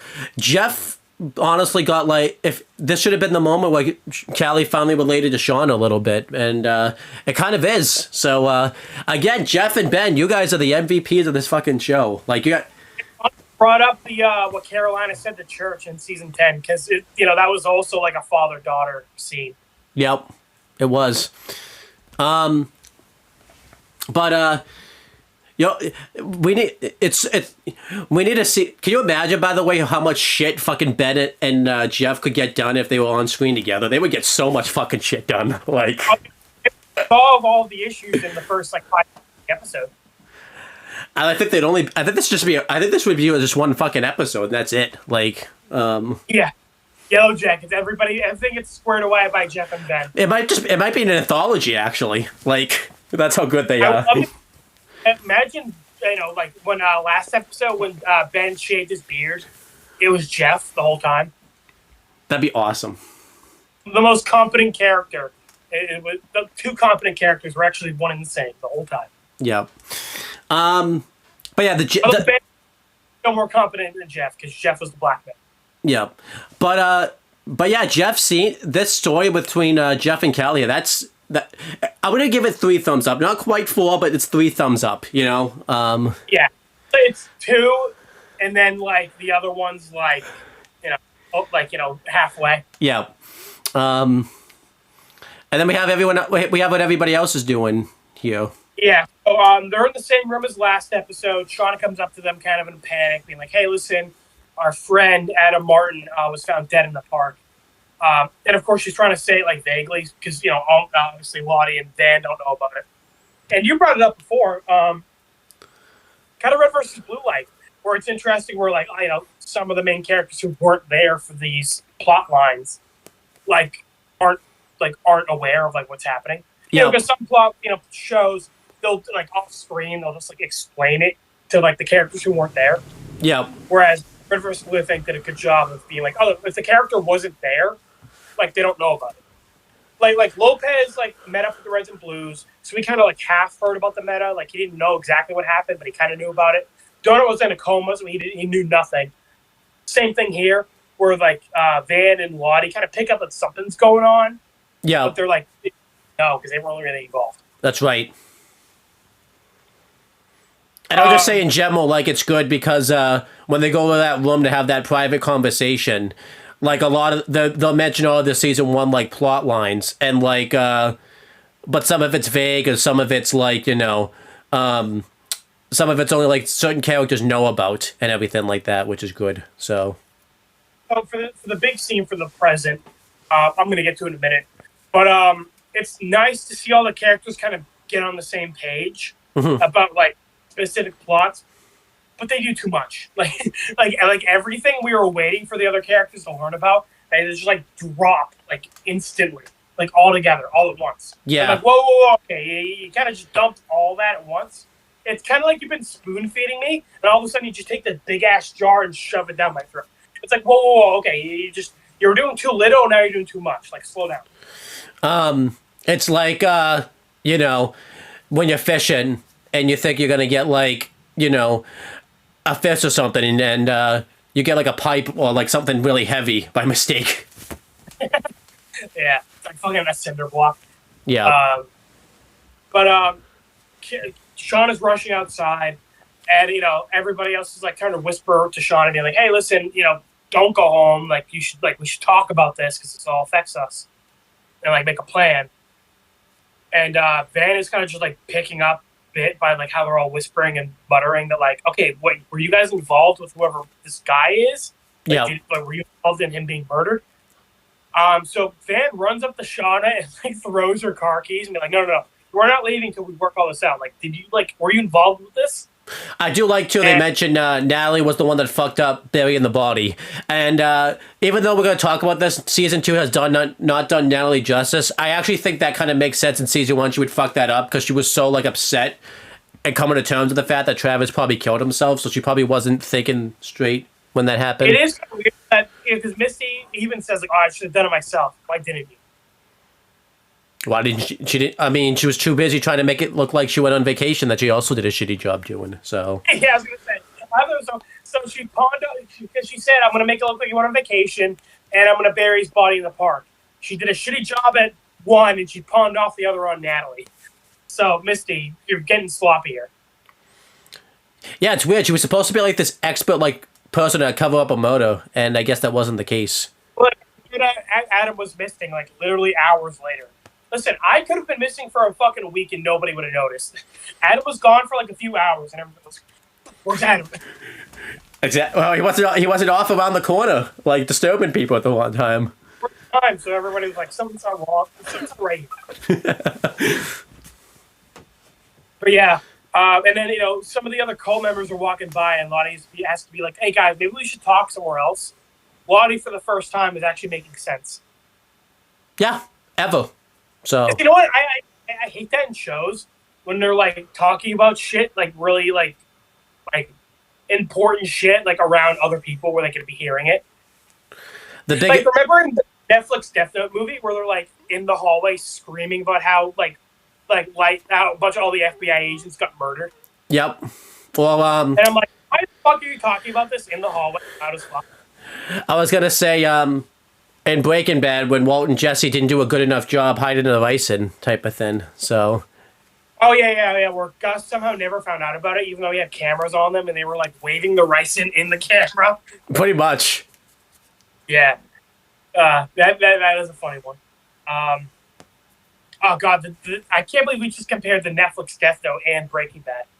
Well, you did the fucking Netflix Death Note. I was about to do Breaking Bad, but you beat me to the punch. But they end up going to like a more secluded room. I think it's the room Misty was in when she first got there. No, it's the sharing room where Yeah, that's what I'm saying. Remember where like everybody had the drums and shit? oh, it could have been, yeah. Yeah, because I guess they could. Like that was first got there, and she saw Lottie, but like a little bit later. Yeah, I was thinking because that's where they went, where Lottie revealed to Natalie about the Travis thing. But I imagine they probably have several sharing rooms at the cult. So Anyway, it's a similar looking room, but they come clean about the Adam thing. Like, okay, they use a blackmailer, they killed him, and had to like hide his body. I will say a lot of the beginning parts of this just felt like the main four just like put Netflix or like Paramount Plus on for Yellow Jackets. Like it didn't really feel like we got anything new until a little bit later on, type of thing. Well, again, it was nice to kind of get the main characters piecing things together, but at the same time, they do it too much because Misty basically reveals about the reporter. Like, because again, like somebody says, like, wait, I thought there was a reporter who was the blackmailer, and then Misty was like, no, it wasn't. Like, I took care of her, basically revealing that she killed her. Everybody was pretty chill with it. Yeah. But then Taissa was the one who put the reporter up to it, and like was going around riling us up for her campaign. Everybody was like, "What the fuck, Taissa?" And it'd be like, "Hey, listen, I had to make sure none of you guys would break if you got a really good deal, because Shauna could use the money and Natalie was a mess." What actually starts this too was because everyone's asking like how Taissa found where Van lived, and she lies saying that she outsourced, which obviously isn't true because it was the sleepwalking thing, and then that's what leads to that. Yeah, Misty was like, "Hey, listen, if you're gonna outsource, you're gonna just ask me," because I knew where Van lives, and everybody was like, "Wait a minute, what?" Yeah. But then, Misty also brings up like, "Hey, listen, I've taken care of the group as usual." And she brings up like, "Hey, listen, I had to interrogate Randy, and like, okay, somebody mentioned like the FBI interrogated Randy, and Misty was like, oh yeah, that was also me and my boyfriend Walter. Yeah. My boyfriend would hot off the set of Lord of the Rings. And I can't call him Walter. Yeah, he's only Elijah Wood. I can't blame you. Yeah, they haven't done it. Well, he had Randy on his boat, and she was like, "Hey, listen, by the way, right, because everybody was pissed off that she told Jeff about the blackmail." Yep. Sorry again. Like so much shit is getting like thrown around in this scene that like it's hard to keep track of like the exact order of it. It also doesn't help that they keep cutting back to the past and then cutting back to the present, so you lose it. 5 plot lines from season 1, and it's basically all the main characters like connecting the dots. Yep. So yeah. They're talking about Jeff. Taissa brings up finding Van. Misty brings up the reporter and Taissa, and interrogating Randy to find where Natalie is. And how Randy was like really nervous, which is weird because Randy didn't know anything. And he brought up Jeff. And it's like, wait a minute, why would Randy be nervous about Jeff? And so this one was kind of a stretch. Yeah. Like everything else pieced together, I'm like, okay, I get why you're going to piece that together. They're being like, wait a minute, Randy's nervous. Randy brought up Jeff. They're best friends. Jeff is the blackmailer. I'm like, okay. You stretched out. That one's kind of a stretch. Especially because, like, I don't think the FBI are going to look at... Because the FBI are going to look into a case about someone being a blackmailer and all that type of stuff, type of thing. Well, I'm just saying, like, Misty being able to piece together that Jeff is the blackmailer from Randy being nervous about Jeff. Yeah. Is what is... I don't... No. Well, I mean, Taissa brings up a good point of like, oh, well, hey, you said the glitter was from Adam. It could have just as been from Jeff because it's his closet. Yeah, too. you put that together. But again, Misty making that connection that Jeff is the blackmailer because Randy was nervous about Jeff. I'm like, okay, no, you're reaching on that one. Yeah, because we don't know, like, even though Jeff and Randy talk a lot, from Misty's perspective, they don't know, she doesn't know they're still friendly and everything like that, probably, because, Well, again, I mean, I can buy that Misty knows they're, like, still friends. But, like, again, Randy being nervous about Jeff doesn't mean he's the blackmailer. Yeah, that means something like he could have thought something. Randy thinks you're FBI. Why would Randy be nervous about? Why would Randy think the FBI is investigating a blackmail case? Right. So again, too much of a leap. Misty doesn't have enough to go off of there to make that connection. Yeah, this isn't the first time Misty pieced together. Like, she pieced together who Elijah Wood was very quickly, which that doesn't make sense because, you know, like you said, it makes sense because we've heard him, but she hasn't seen Elijah Wood or, like, who it was, so. Again, it feels like the writers wanted the reveal. Like they wanted everybody to figure out that Shauna was lying about Adam. But again, Misty didn't have enough of the pieces that the audience had, you know? Yeah. Misty had the one tiny connection with Randy. Yeah. And it's like that's too much. That's not enough to make that connection. I think this was trying to do the Breaking Bad thing where Hank, you know, once he finds out Walt is Eisenberg, he gets the case and starts going through it. And that made sense why, like, Hank was able to piece it together because he had all of the connections. He just didn't know Walt was Eisenberg. He just didn't have that, like, he didn't have Walter as the suspect to, like, connect them all together. But as soon as they had Walt as a suspect, he was able to link all that shit together. And don't forget, that was almost 4 seasons of Hank going on this. That is 4 Hank being, like, right on Walt's tails, but, like, not knowing it. And remember, Walt is his blind spot. Like Walt was family. He was never a suspect for Hank. Yeah. But as soon as it was, like, he was able to piece it together because he had a fucking mountain of evidence against Walt. You know, he had the barrel, he had the connection to Jesse, he had, you know, the drawing of Walter, he had the connection to Gus, driving in the traffic. He had so much shit to actually connect it to Walt. Yeah. He just didn't have that Walt. Randy was nervous about Jeff. It's like, that could have been about literally anything. Yep. That's what, yeah. So, yeah, this is, you know. So again, it sucks because, again, I feel like this is a payoff we were all waiting for. Like, oh, I can't wait for everybody else to find out that Shauna was lying about Adam. And I feel like how we got here. And I feel like dropping it all in one episode, like, this should have been spread out. Yeah, it should have been spread out. Because, again, finding out about, like, the reporter being hired by Taissa, Misty murdering the reporter, and now Shauna lying about Adam and Jeff being the blackmailer. It's all too much at once that nobody can really have an appropriate reaction. And honestly, we can make this comparison when we do the Tex thing.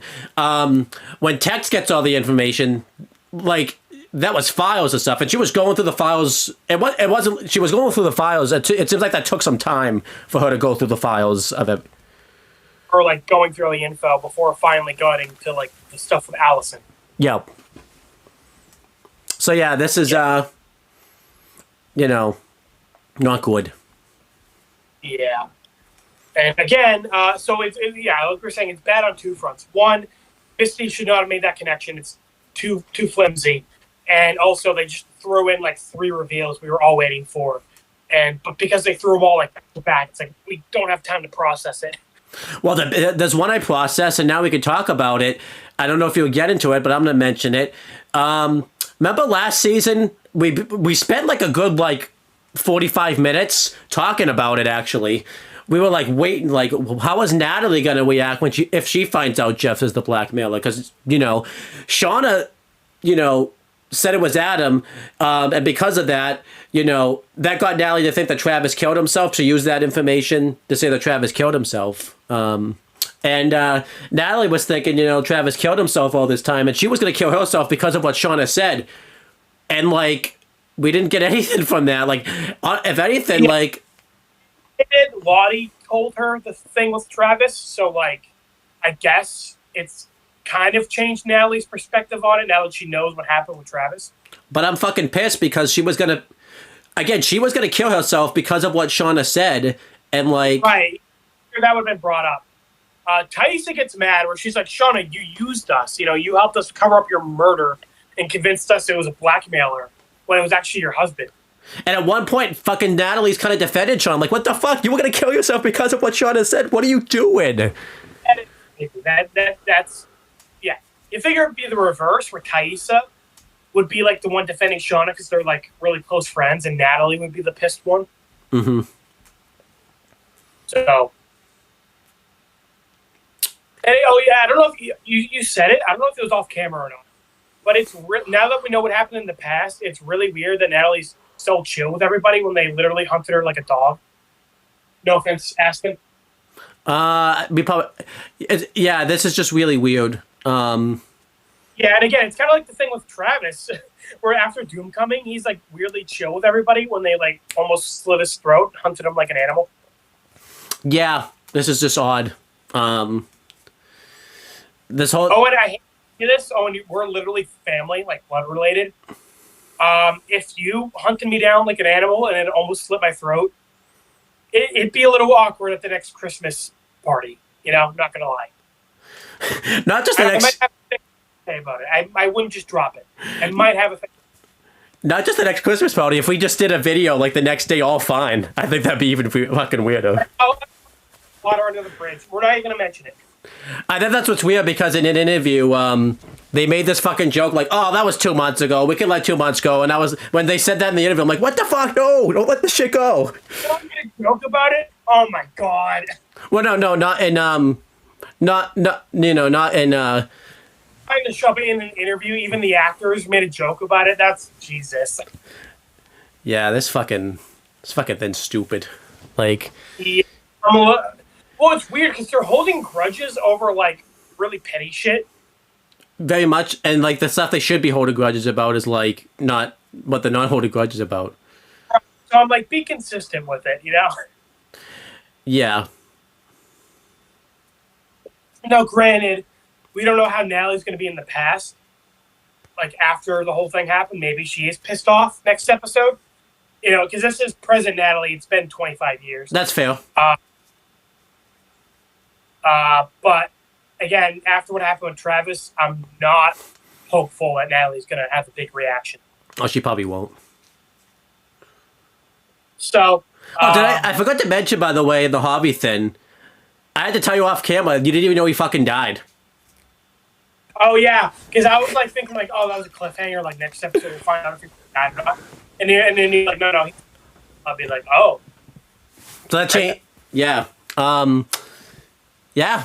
It's... Again, I was kind of just, like, figuring they were going to do something with him. You know? and Like, he nothing. went missing, back, didn't talk. Then he did talk, and then he died. He should have talked. Yeah. If he just kept his... Literally, if he kept his mouth shut, he would have been alive. He would have. Yeah. Just don't All talk. right, I wait. guess...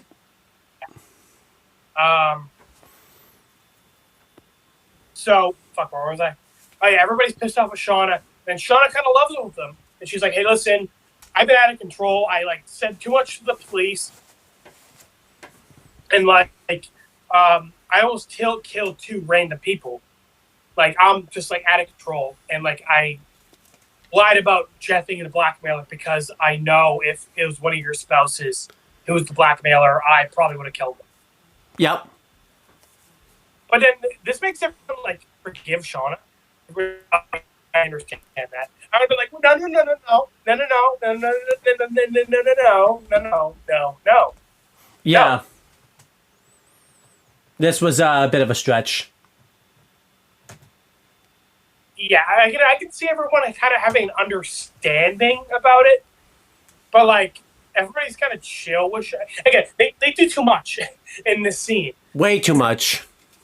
Pretty quick. Then Lottie takes over, and she's like, "Hey, listen, everybody's been fucking wild because of the wilderness. Like, it's still haunting us." And I told Owen off camera, this reminds me of the Sarge speech in season 8, where he goes over everybody really specifically. Like, Griff, you always talk about wanting to quit. Well, if you wanted to quit, you could have done it a long time ago. Simmons, you want to be leader, but you could have got your own team to lead, and and Tucker, you're a good soldier. You could have been doing your own thing. Caboose, it's good to have you here. That was awesome, yeah. Where he doesn't really have anything specific to say about Caboose. Same thing happens here with Lottie, where she's like, Thaisa, you almost murdered your wife. Shauna, you're like, you can end up in jail and lose your family. Natalie, you almost killed yourself. Misty, you actually did kill somebody. Van, you're like, God, you can tell. like just having like obviously, like you said off camera, like the audience is supposed to get the idea, like, oh, it's under cancer, but like Lottie doesn't know that. Right. But again, from Lottie's POV, it's just like she knows everybody's issues, but then it's Van. It's like Van. Hold on. Okay. All right. I didn't say anything because I switched Wi-Fi's because we've been able to hear you, but you've been cutting in and out. So Oh, okay. Oh, now you're cutting in enough. Well, now you're cutting in enough for me. Now good. You're good at my end now. Am I good on your end? I can kind of hear you. We'll make do. So, but again, I would love it if instead Lottie was just like, Van, you own a VHS store. That'd be awesome. Yeah. Yeah, you are really breaking for me. I'm just gonna have to assume I'm good on your end. All right. I'm gonna switch the Wi-Fi's back then. This might just be one of those videos. Yeah. We're almost at the end. We'll just try. The wilderness. The wilderness is causing all these issues for us. What we're gonna have to do is, she makes drinks, and she's like, one of them is poison. We already know, like, the wilderness we have to make a sacrifice to the wilderness, and everybody's like, nah, fuck that. And everyone makes a good point of like, okay, well, Lottie, why do you get to know which one is the drink? A plot point they didn't make in the past with the cards, I guess. Again, that scene was cut. Yeah, but I mean, it was cut, so that's why it's not in the episode. So it's a flaw with the episode that it was cut. They thought it was important to have Elijah Wood's scenes in this episode, but not that fucking scene. Yeah. Oh Jesus. And then Lottie says like, hey, well, listen, if it makes you feel better, we can shuffle it, and I'll drink it last if it makes you feel better. Now this is weird. If you drink it last, then you're more likely to not have the poison because you're letting everybody else drink before you. Yeah, what if one has it? What if one of them just fucking died? Like the first person dies right away. It's like when you say I'll drink it first if it makes you feel better, not I'll drink it last. I don't think Lottie knew what the fuck she was talking about. Yeah, so like the writers kind of it's again not a big deal, but it feels like I caught that. I was like that. I feel like the writers fucked that up. It's like the van scene you mentioned they fucked up type of thing. Yeah. So yeah, and then it kind of just ends. Like we don't really get a big conclusion to that. I guess everybody's agreeing to drink the poison. Yeah, we don't really see what happens. The present ending was very disappointing because it ended very abruptly, and again, like they were just throwing a lot at us at once. So. Yeah, so this was like the main brunt of the present where everybody's kind of piecing together season 1, essentially. And again, disappointing because it feels like they just kind of blew their load. Like they had like 3 things to reveal instead of spacing it out throughout the season. They kind of just did it all at once. And we didn't really get appropriate reactions because again, it's like, oh, Tyson hired that reporter. Yeah. That kind of gets dropped with the reveal that Misty killed somebody. And then that gets dropped because of the reveal that Shauna was covering for Jeff, and then that kind of gets dropped because Shauna leveled with them about being kind of a psycho, and then that gets dropped because Lottie wants to poison somebody. I feel like too they did this in season 10 of OVB, when Tex gets the reveal. But don't forget, even though that happens all in one scene, again, they did like a montage and they were showing Tex was doing this for a while. Don't forget. Don't get me wrong. Sorry, go ahead. Don't forget to everything Tex probably got revealed in that scene. We were getting some of that stuff revealed, like spread out throughout like season 6 and 8 and everything like that. So it's stuff we already knew. I mean, don't get me wrong. That was pretty egregious. Where like the Meta tried to take Gamma from Wyoming, and then Tex broke out and apparently met up with York and North to plan the break-in. That all happening off screen and was bad. But that that doesn't excuse this. Like this is still pretty Jesus, you really just fucking dumped it all at once. Right. And I feel like too, there's one episode left. Why would you do it in the mid-ultimate finale type of thing? Like again, they should have spaced this out. Yeah. Or You know, like that literally, like that's what it was. Like I'm glad they all like talked about it. It feels so weird because I've been bitching about wanting them all to like actually like have a conversation, and like they are finally, but it's like okay, no, you took this too far. You went too far in one direction. You know, like you should have spaced this out a bit. Have the reveal about the reporter in episode like 5, then finding out that Misty killed her like next episode, then have the reveal about Jeff being the blackmailer this episode. You know. Like, space it out. Like, you're doing it too much all at once. Yeah, I feel like what doesn't help, too, is we've been getting episodes like, where we said, like, we didn't get anything at once. Like, you know, we had an episode. Yeah. We had so many episodes where nothing happened, and now we just got, like, a shitload all at once. It's like, okay, no, space it out. Yeah, so, yeah, this was this episode. Do you remember I remember I told you, AJ, I have notes about this episode, and after we did this, I ended up we both had notes. So, I was gonna give this episode a B for Ben, but honestly, even Ben in his fucking Giga Chad balls can't save this episode. I'd give it like a C. Yeah, I would give it a C. Ben and Jeff's plots were the fucking highlights. But were really short. Well, Jeff's was actually decently long, but Ben's was pretty short. Yeah. Oh, and I also, another good thing was Molly getting fucking owned this episode. That was awesome. That was great. She fucking Misty made her cry, and Travis slapped the shit out of her. Great. Can I maybe C plus? Oh no, still C. You know what? I went C plus just for that. Yeah. Kind of disappointing because this was supposed to be the episode, you know, that drew you in to want to watch. That's the thing, too. We just had 2 really good episodes of Yellow Jackets, so I was like really excited for this one and the next one. And you know, again, I feel like this one they wanted to be like a big heavy hitter, and I feel like they just dropped the ball. Big time drop the ball. But I think why it's more disappointing is because like 2 things we were really looking forward to, and they like kind of botched it. Yeah.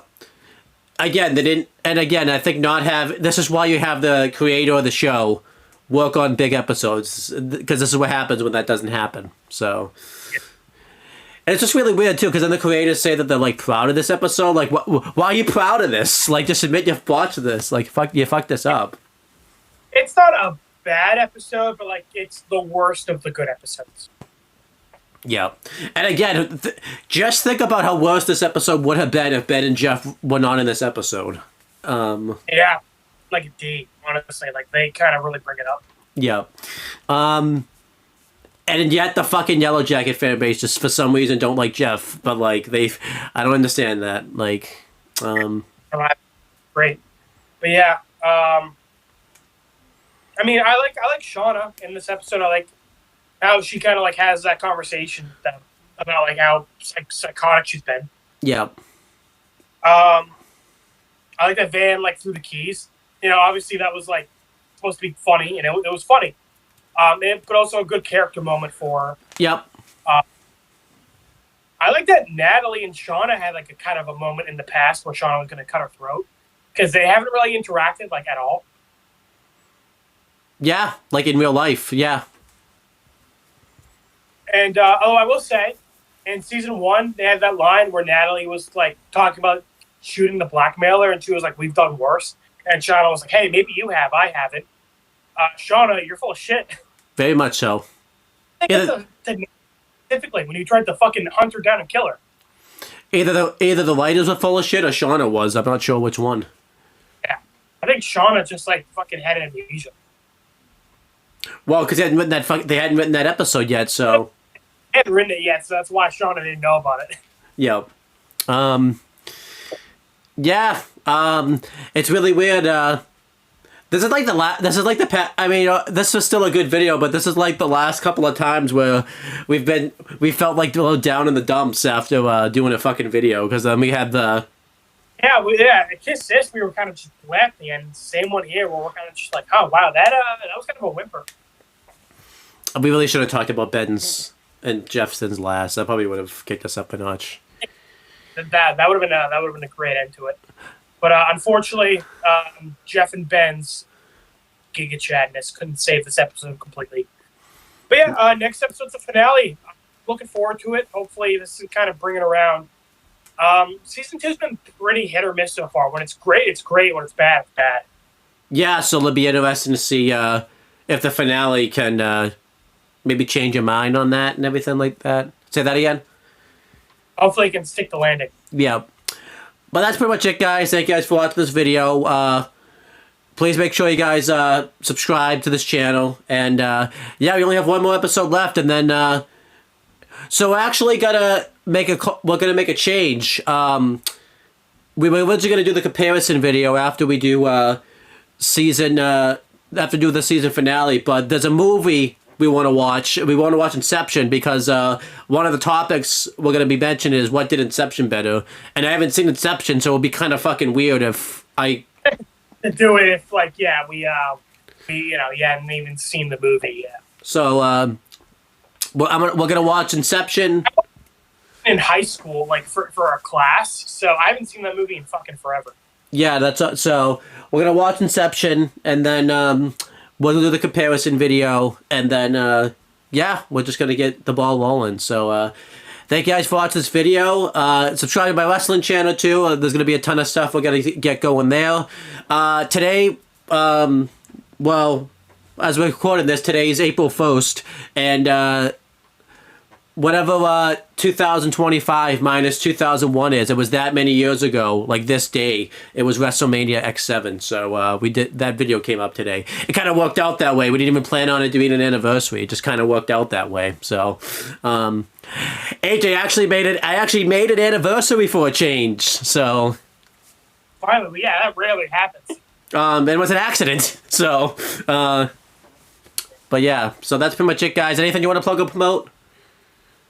No, because I'm in the middle of getting a new job, so I've not had the time. All right. Well, that's pretty much it, guys. Thank you guys for watching. We will talk to you guys later.